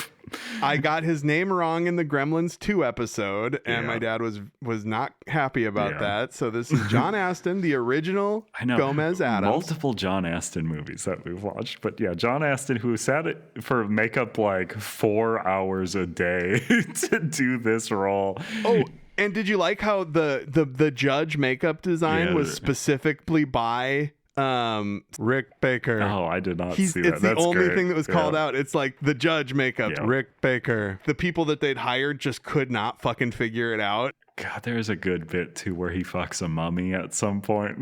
My God. That's also gross though. He says, "I like it when they lay real still." Yeah, no, there is a really gross.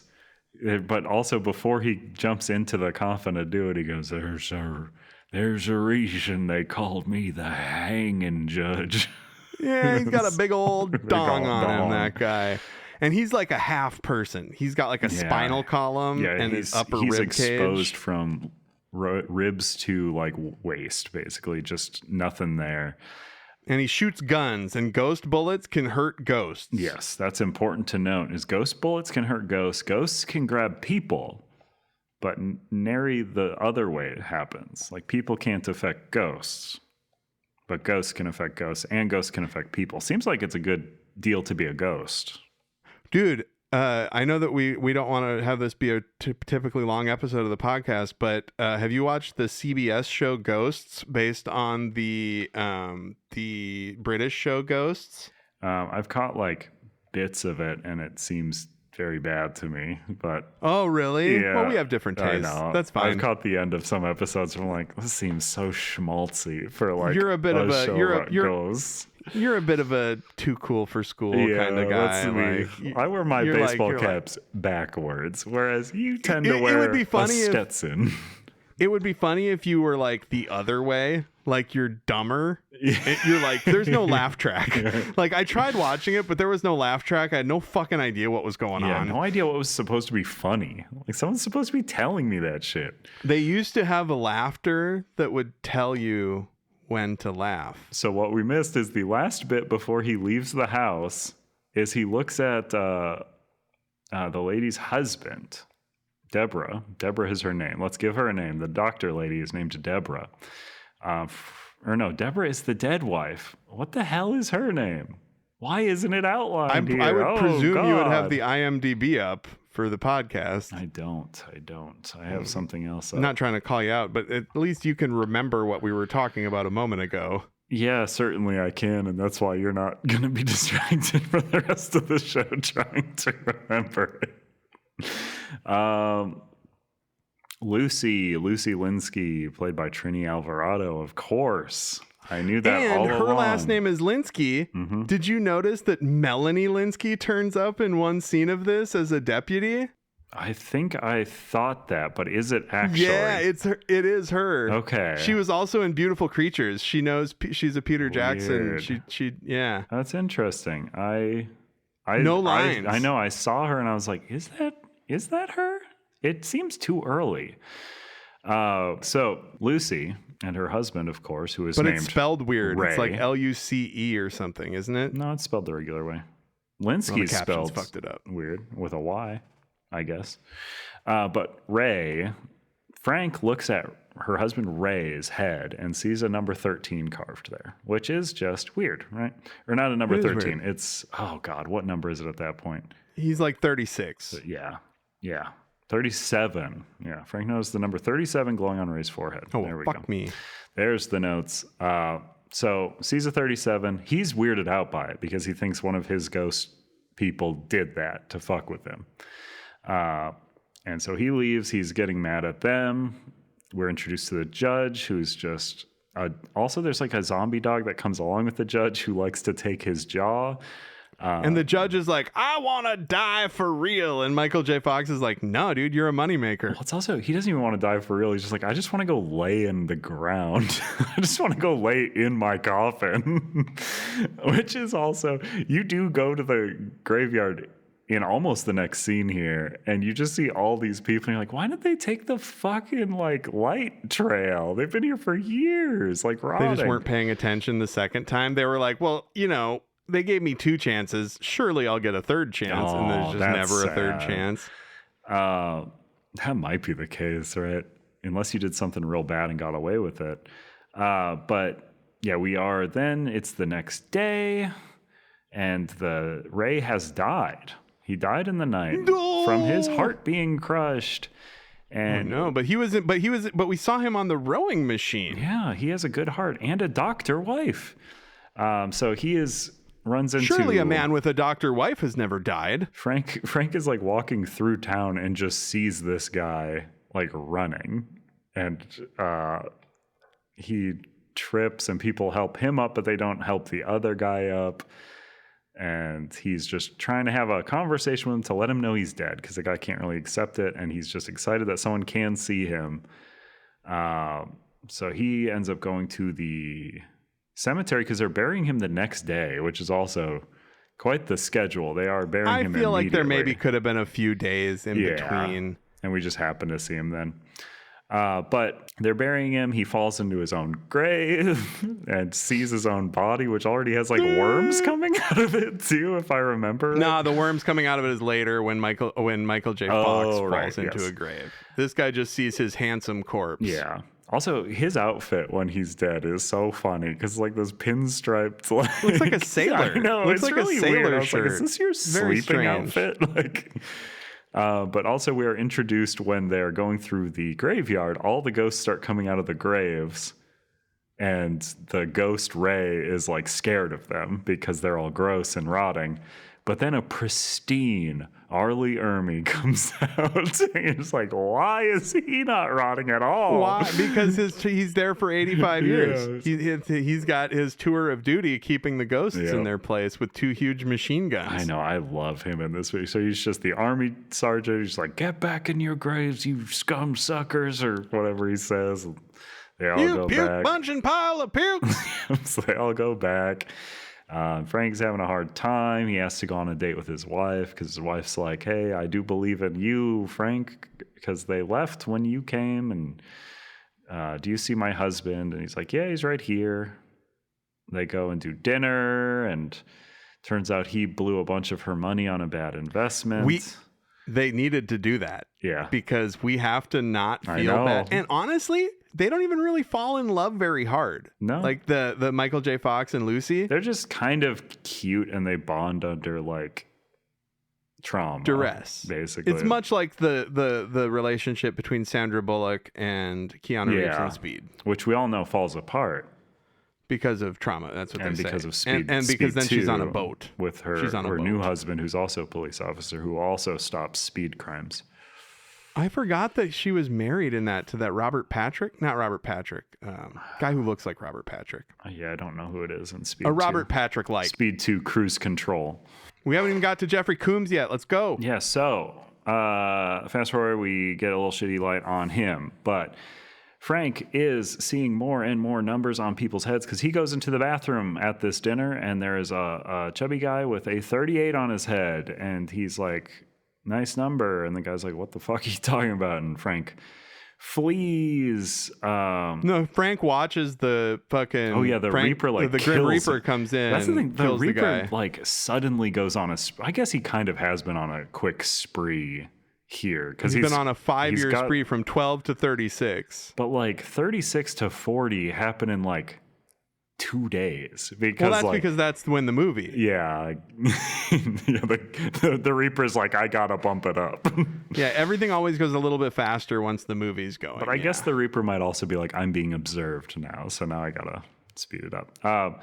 But yeah, he seems to be killing people related to. It seems to be killing people in Michael J. Fox's orbit as well. I know, that's the thing. It's the numbers thing is weird because the numbers like predate the deaths. So like they're pre-marked in a way, and the Reaper but they comes were wrong to get with them. her at the end too, because she's 41, right? No, but they kill the mom. Yeah, she's 41. They kill. Okay. They say you're gonna be. Trust me. Okay. They fuck up the numbers at the end. Yes. Okay.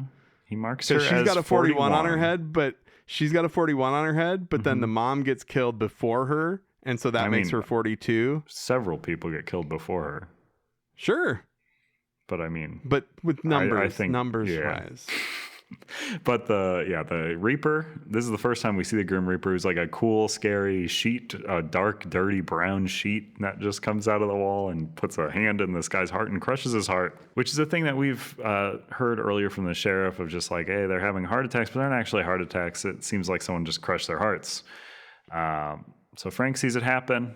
Grim Reaper runs away. Frank's like, I'm going to chase after that because there's a big light coming from the museum. Oh, no. So he goes to the museum. Turns out 39 has just been killed at the museum, and that is the light portal being offered to number 39. And then number 40 is also at the museum. Yeah, the newspaper editor lady.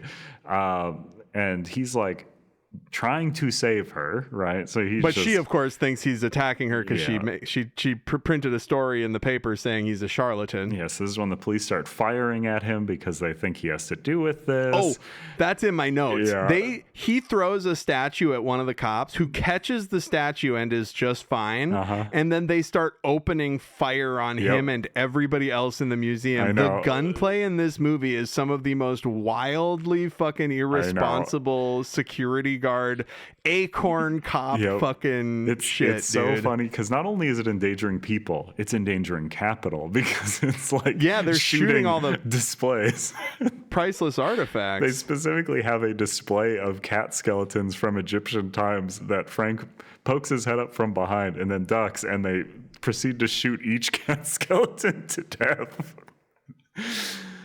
That's also when the hanging judge is humping the mummy. Yep. The ghosts come and save him. Hanging judge assaults a mummy. Well, also, this is the Reaper is reaching into the lady's heart to kill her. He's reaching in the chest, and Judge shows up and shoots the ghost, who temporarily leaves. Keep in mind, this is the second dead body that Michael J. Fox has been next to in an hour. Yeah, he's like, he seems to be rushing towards each one at this point. It's like he's trying to get, and the funny thing is, he never really gets blamed for anything.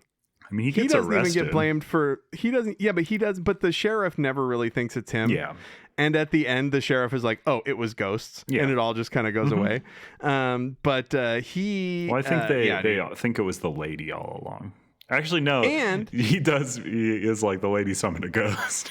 Yeah. And he goes, hey, we need your help with, and the sheriff shows up at the end and goes, hey, we need your help with this ghost thing. Yeah. I got a ghost I need busting. No, he said, the sheriff shows up at the end and is like, do you want to write a book together?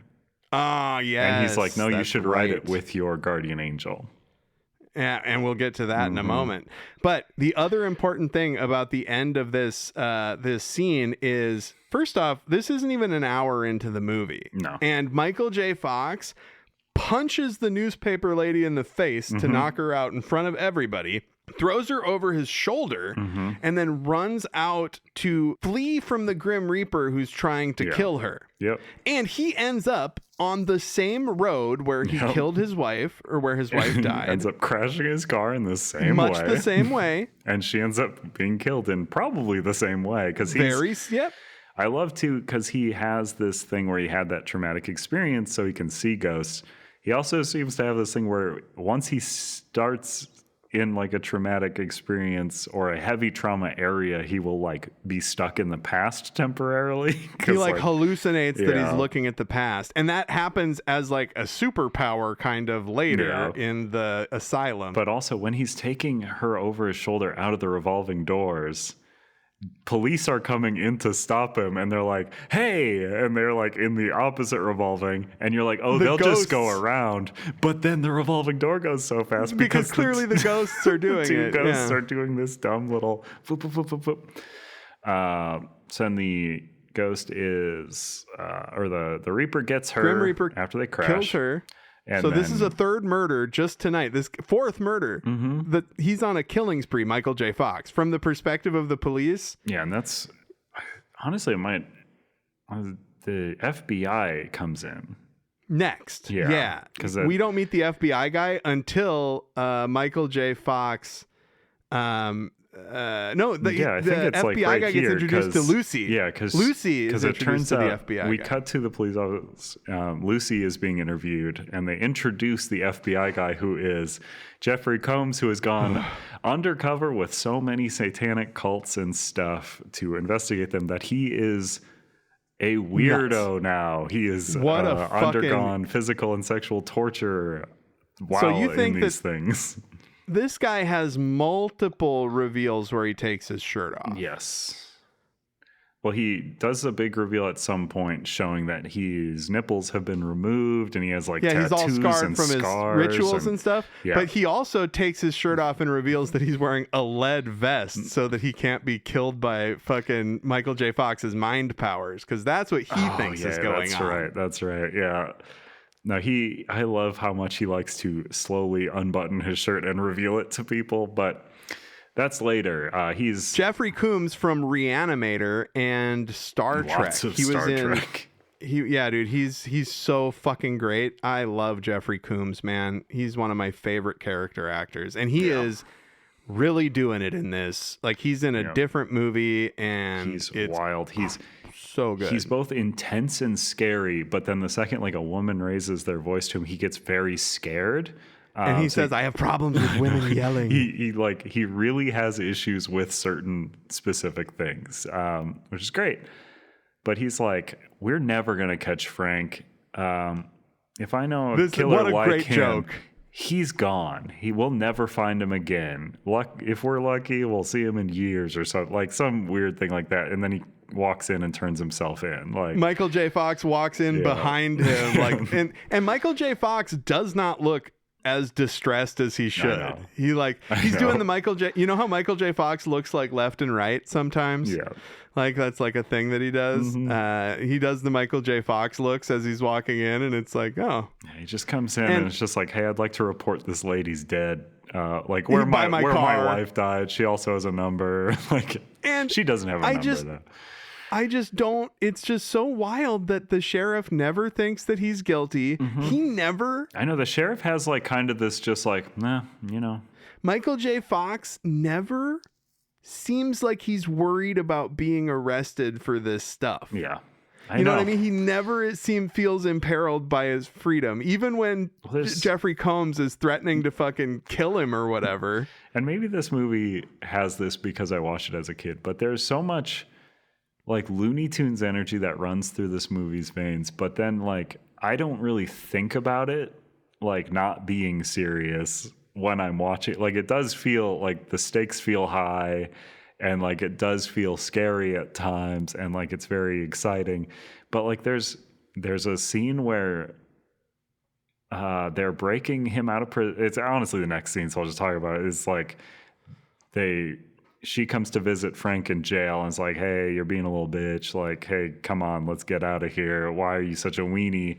And then he sees that she has a 41 on her head. Oh, no! And he's like, uh-oh. And then the Reaper comes in and tries to kill her. And then his two ghost friends like temporarily get rid of him. And then the Reaper kills one of them, like pops him like a balloon. Yeah, dude. That's because that's how the ghosts die. They deflate. Yeah. Oh, that's also... Her husband gets killed at the end unceremoniously. That's not even at the end. That is between these scenes, right? Because Frank gets arrested. She goes to talk to the lady, the former... the shut-in lady, yeah, yes. the shut-in. And like there's this whole thing, and she finds the knife in the... Because the mom comes home, and she's like, uh-oh, you're not supposed to be here. You should hide in my mom's closet, and then you can sneak out. And in the mom's closet, they have the Frank Bannister's knife. So Frank, the FB box cutter. Yeah, the box cutter that was used to one carve thing the that we number. missed about the Jeffrey Combs introduction is Jeffrey Combs does this very minute by minute timeline of when Frank's wife died, where he's accusing Frank, and he says, and they never found this box cutter. And then she finds it in the mom's closet, assuming the mom is then the killer. You know what's also great is in that monologue, he keeps going 13 days for this thing. And he keeps doing like all these little symbology things because she has the number 13 carved into her head, which if you don't associate it with the spree killing at the beginning is crazy that she just has a 13 out of nowhere. Starts at 13, whatever it is. It's really, this movie's good. It's got good structure because it puts all those in weird orders that you don't think about the ordering, and it is a good mystery in that way. But yeah, she finds the box cutter. And then even before that, before the mom comes home, she's like, what are these ashes? And she's like, those are my father's ashes. He like killed himself or something after my verdict. And very my mom weird said urn. I was responsible, so I have to keep his ashes in my room. So you're like, oh, the mom's abusive. You're responsible for your father's death, so you have to keep his ashes in your room. That is pretty fucked up. It does turn out that is Johnny Bartlett's ashes. What? You know how you'd have a serial killer's ashes enshrined in a thing, and then a name plate inscribed for the serial killer's ashes? Well, she was his girlfriend, you know? So you think she went down to the fucking nameplate store and had them put a serial killer's name? Absolutely. They were like, this must be for a bit. Yeah. This must be for a bit. So, but Michael J. Fox needs to save Lucy now because she's got the 41 on her head. And the only way he can do that is he says, I need to have a near-death experience right now. And he's going to blow his fucking brains out. Well, that's bit. That's not a near-death experience. Well, that's the bit right before this that I was talking about with Looney Tunes is Jeffrey Combs is stopping them from breaking out of jail, has a gun, and Lucy is like, no, help, he's kidnapping me. And she goes to Jeffrey Combs' side, who is scared of her at this moment, which is good. Then she wanders off, and then we just have a confrontation between the two of them. And she comes back with a fire extinguisher, and you're like, oh, she's going to bonk him with the fire extinguisher. No, she sprays him a bunch. Just sprays him. Really he weird. Goes, he goes, he falls down.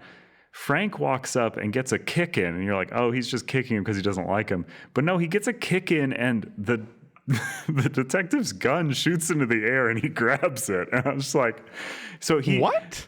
Do you not remember that so she sprays him, he goes down, Frank walks up, gets his like revenge kick. You think it's a revenge kick, but it's to get the guy's gun to shoot up, which he grabs, and that's the gun he's holding to his head when he's like, I need to get a near-death experience. And that's the thing where I'm talking about Looney Tunes, where you don't think about it. It's just like, well, he got his gun. I had the movie playing, and her dead husband just got killed by the Grim Reaper. He gets his face ripped off, and then his floppy ghost body falls on her car. And that's 1 hour and 7 minutes into the movie, and that character that's been in several scenes is just gone. They're done. That is the other thing that I doesn't even come back in heaven later. Is because right when she goes to that house, her husband's like, "Hey, no, baby." That house looks creepy as hell. I'll be here to protect you. And then he looks at the house, and the house is all shifty and scary, and it's great. And then he goes in to try and hold the Grim Reaper off, and the Grim Reaper rips his face off and throws his loose, empty skin on the hood of her car as she drives off, and she doesn't notice because. And he's presumably in not the afterlife. Presumably, when they get killed, they don't go up or down. They do. That is. Oh, that we learn at the end. Yeah, Yes, because that's the thing. Yeah. You think that's the case, but Stuart's like soul gets crushed. Stuart is the like dorky ghost, and you see him later in like a suit. So and he looks fine. He's fine. Better, in fact. They get to not look all rotty when they're in their place that they settle. And now we get to the point that I was trying to jump to for time earlier. She got to chill him. She got to chill him out. I just think that it's so funny. He's like, I need a near-death experience. I'm going to blow my brains out. Yeah. That's not a near-death experience, bro. Well, I think he's saying that as just a film line. To psych himself out to put a bullet into his own brain. Yeah, I suppose. I think he's a self-destructive character, and he's like, you got it. This is a good excuse for me to kill myself and get to act like I'm doing it for someone else. This is like, honestly, the ultimate twofer for me. Suicidal ideation guy. That's what you want. But he doesn't. She's like, I can put this stuff in your veins. Yeah. Yeah, so they're going to shoot him up with this stuff. She's going to freeze him, and she says he'll have 20 minutes. She's going to revive him at 9 p.m. Yeah. There is a joke that I would be remiss if I didn't point it out. She puts him in the freezer, and then she turns this hilarious dial. And it has all these like extra cold. Yes. It's like, it's the most...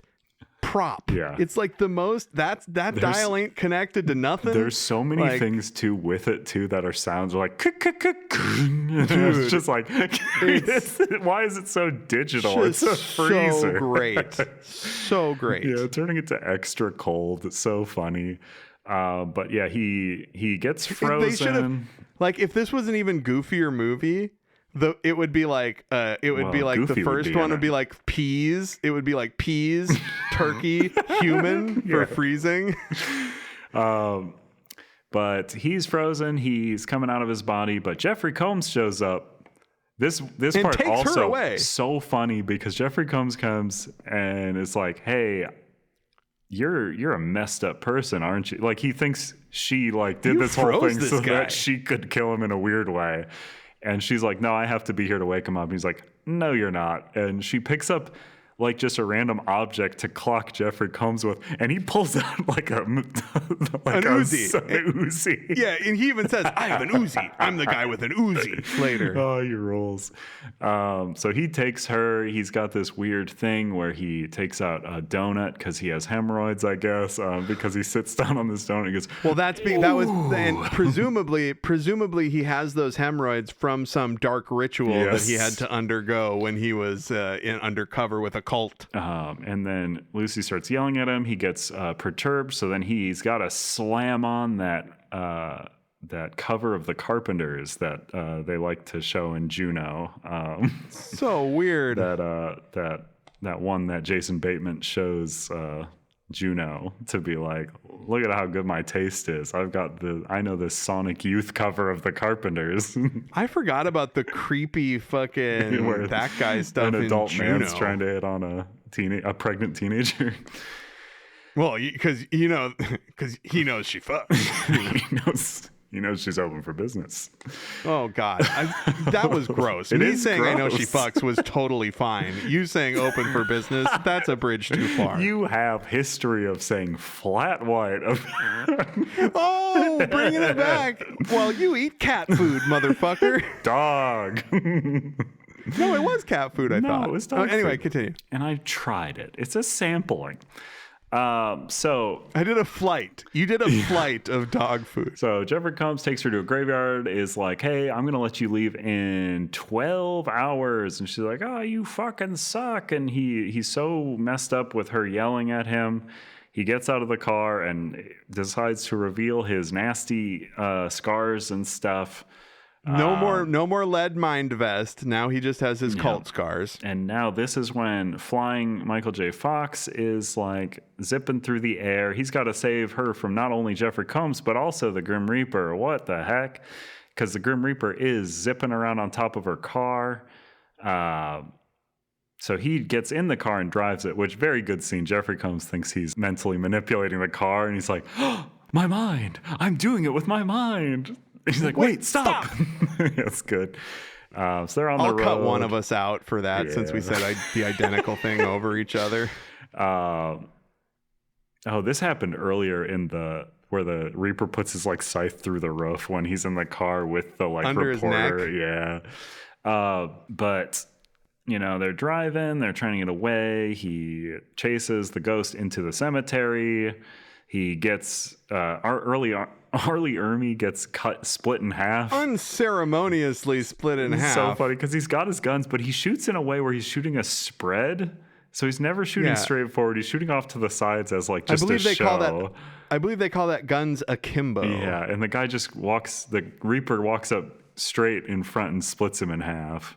But Michael J. Fox the end of Arlie Ermy. Gets his big guns and shoots him, chases him underground. He smacks his nasty ghost goo face, which is a really gross Grim Reaper face, onto... Who are you? Who are you? And then it turns out, it's Jake Busey. It's Jake Busey. He chases him underground. I got my dad's teeth to get him because he's this weird, gooey gingerbread man from like the Brothers Grimm like movie. Yes. He's beating him up. He takes his Grim Reaper scythe and smacks it against the ground so the switchblade effect happens, and then he becomes a blue ghost with a singed top of his head because he got the electric chair. It was so good. He's about to reap that soul, but then he's got a little jump, and he's like, oh, well, I'm about to reap that soul, and then he gets another jump, and he's woken up because she got back. Woke him up just in time, but he didn't get a chance away. To kill the thing. Yeah, I forgot that he was a ghost that whole time you were telling that story. Yeah, because she had to get back to revive him while he was really fighting the Grim Rapper. Like, it's the first time I watched this, I was like, oh no! Also, genuine frustration. The character of her boss is really weird. Yeah. He had one scene earlier where he kind of like knew what was going on, and now he's just helping her revive this dead guy. This murder suspect. Everybody's really chill in the police and the more. Like, I know the sheriff's so chill. The sheriff and the local doctors are all just like, hey, yeah, we roll with it. People have been dying for weird causes, so whatever. So they go back to, I don't even remember why they go back to the shut-in lady's house, but they go back to her house because they think the mother's in on it. Yeah, so they want to go, they get back to the house, and then they find Johnny Bartlett's ashes. Yeah, they wipe the dust off the thing, and it's his ashes. We got to get these to consecrated ground.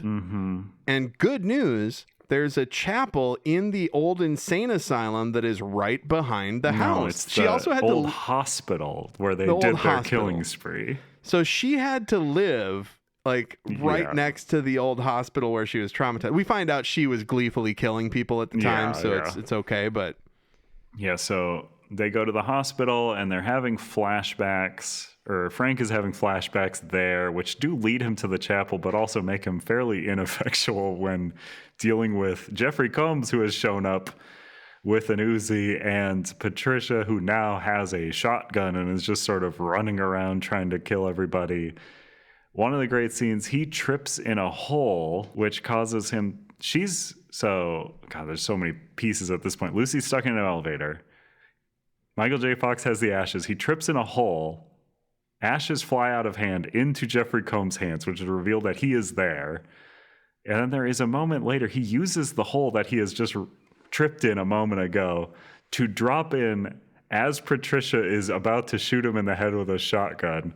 And she shoots Jeffrey Combs in the head with a shotgun. Blows his head off. But then there's an immediate ghost head there. One of my favorite jokes is she just blows his head off, but there's a ghost head in the spot. Isn't it weird that a PG-13 movie did a graphic head blowing off? Pretty sure this is an R movie.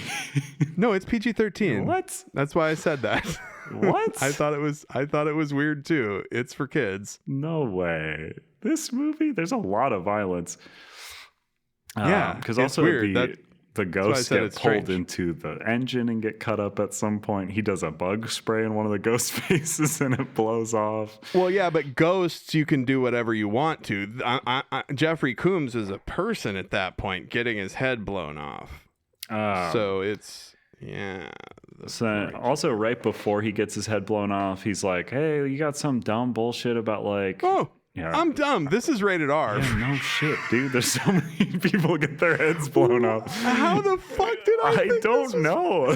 I was sitting here going, oh man, this is PG-13? That's fucking wild, bro. But right before he gets his head blown off, Jeffrey Combs is like, hey, these are probably the killer's ashes, right? You need to get him to consecrated ground. That's stupid. And he's just like, can't get out at all costs. And he dumps him out. And they're like, oh, you fucking fucked up.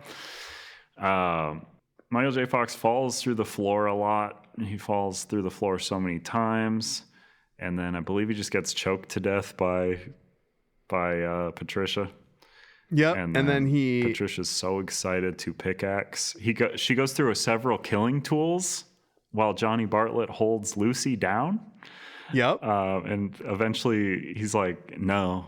It's like trying on dresses. They're like, no. Yeah. And then she gets the pickaxe and he's like, yeah. And she goes, hey. One of the weirdest scenes. She's about to kill her. And then the pillar of light that Frank is going up, he grabs Johnny Bartlett. He's takes him to the afterlife. And was very good. Patricia's like, no. And then they grab Patricia's soul out of her body as well. Yes! That's never been done in the whole movie. One of the more messed up things you can do when you get your pillar of light, I guess, is just grab the soul out of somebody. Take the soul of whoever's with you, and then they go wherever they're going to go. Yeah, so they go... He's trying to hold them to damn them to heaven, but they get out of his grasp and he's sucked up to heaven, and then he's looking down he's looking down from heaven, and they're like, yeah, we're going to go back to earth and we're going to kill so many more people. Yeah. And they're like trying to swim down the tunnel, and then the tunnel turns into a nasty, like gross tube, and all these full little of arms. Wormy things come out and go into... It looks like the end of Freddy's Dead. Yeah. It looks like the CG at the end of Freddy's Dead. Or no, Jason Goes to Hell. Yeah. So it's like an esophagus tube that has like gross little pointy worms in the walls that go into the people. But then the tube pulls in and it's like hell. So every light tube that goes to heaven is also a possible hell tube that can depending get out, on what your deal interesting. is. Yeah. He's revived. So that's how they get you. Yeah, like that's how they it looks get like you. a tube of light, yeah, and so the serial killer's like, oh, tube of light, I get to go to heaven. I was doing it in the name of God. They get sent to hell, and then we are back. Frank was revived. Everything's good. They're having a picnic, him and Lucy. Sheriff comes up, is like, hey, she had some books. She summoned a ghost. You're all good. We should write a book together. And he's like, no, you should do that with your guardian angel. And, Jeffrey Combs sitting in the back seat of his car. I know, the sheriff's like, oh, you goofer. He looks behind him, nothing. Drives away, and he's there. Lucy is like, I've got something I want to tell you. And I thought she was pregnant for some reason. She didn't barf. That's the only thing. Yeah.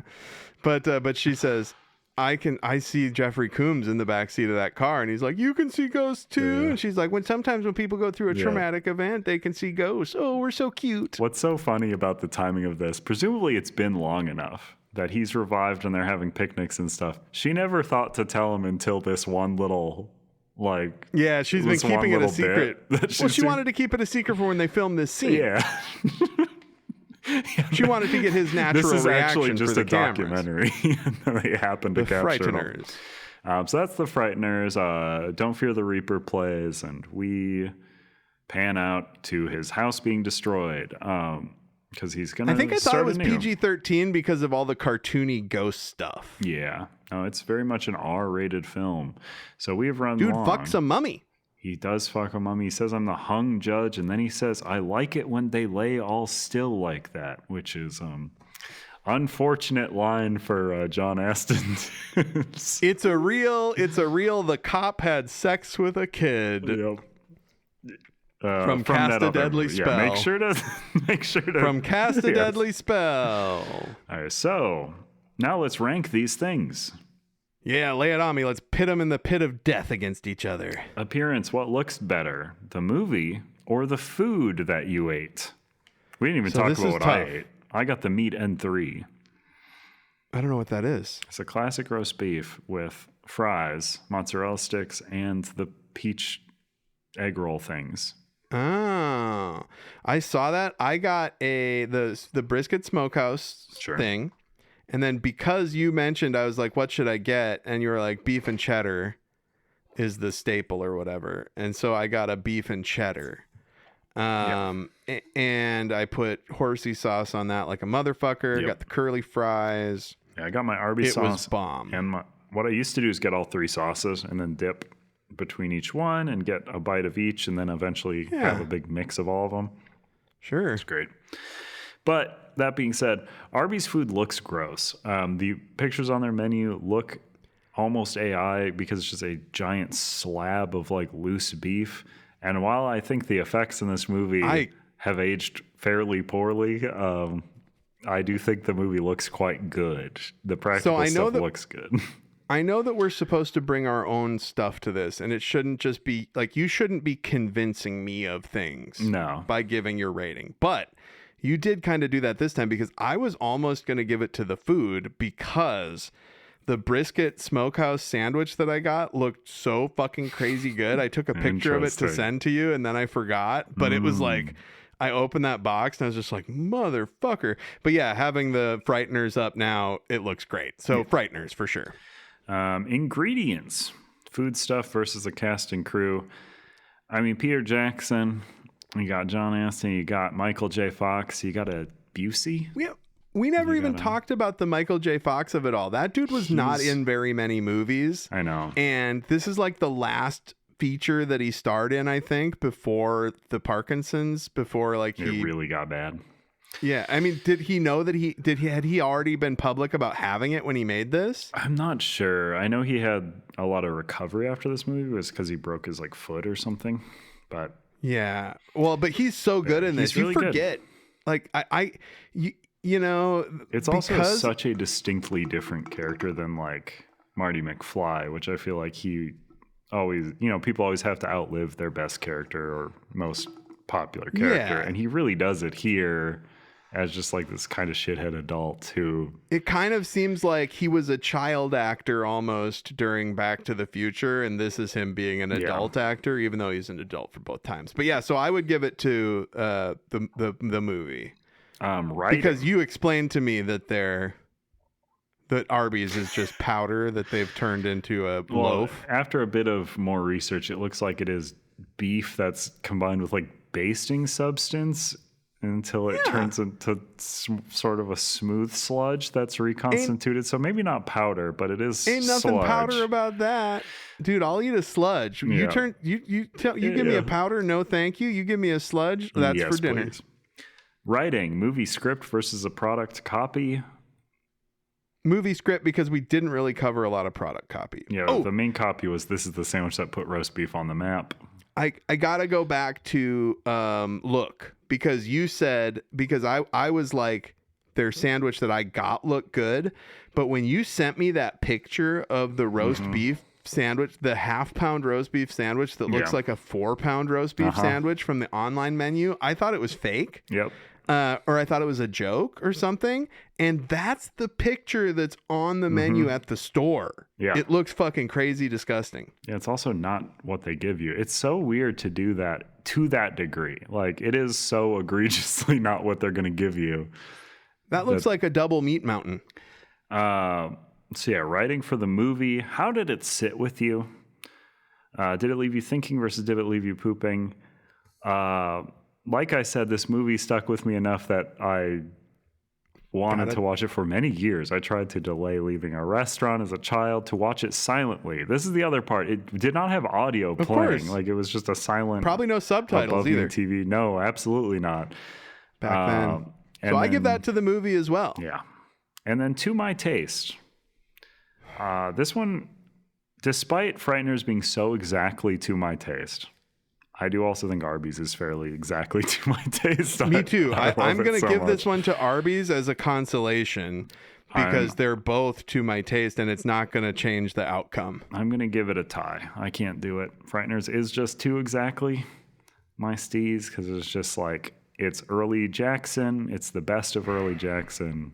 I was going to say a tie. I was going to say a tie, and then I didn't. I stuck to it, and I said Arby's. That's so fine. I'm going to stick to it. I'm going to say Arby's was, in this moment, more to my taste. But that Even though works. I just saw Jake Busey as a ghost, and he looks fucking insane. He's got like these contact lenses in. It's really cool.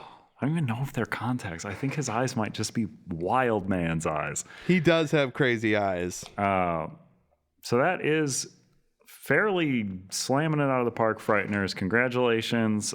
Peter Jackson can pick up his trophy, which is a Meat Mountain cast. We'll send it to the pewter. production company. We'll send it to Wingnut. We'll send it to Wingnut in New Zealand. I bet you just write Wingnut New Zealand on the envelope, where else and is it it gonna gets it go? there. Yeah. And then right before we leave, because we're running long, I have a quick game.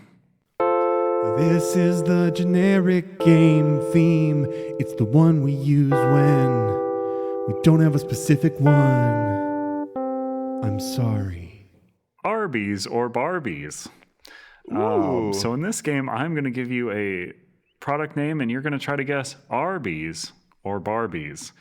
That fucking rules. So I'm going to either cut off Barbie or roast beef, whatever it may be, to try and keep it a little suspect here. So first up, we have Malibu.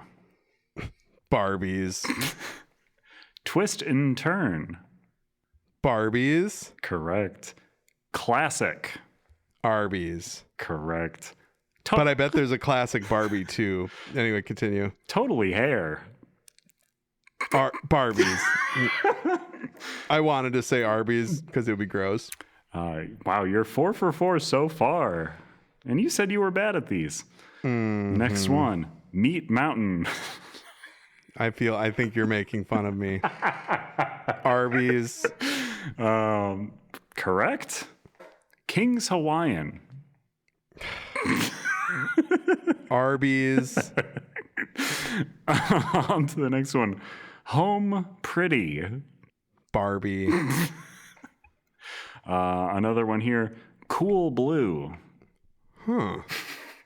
So I was hoping that I felt like you were making fun of me until this one that could be either way. I want to say Arby's because Cool Blue is probably like a drink or something, but I'm going to say Barbie. It is a Barbie. That was probably the biggest trick here. It was, I bet it was the Avatar Barbie. It was Cool from Blue? the 90s, so it was not. Well, yeah, also it wouldn't make sense if it was Avatar cool. Barbie and call it Cool Blue. It would be like Avatar. Avatarbies. Double Big. Arby's. Yeah, it's the Double Big beef burger.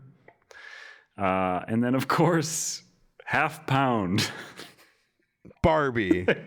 Oh, unfortunately, there's no Half Pound Barbie. Oh, I was not 100%. Oh, shucks. Well, that was Arby's or Barbies. You got 90%. That's a great score. And this was a great episode of Movies Over Miami. If you would like to tell us what a great episode you thought it was, write us a review or send us an email to let us know about any product tie-ins at moviesovermiami@gmail.com. Thank you. Bye. Bye.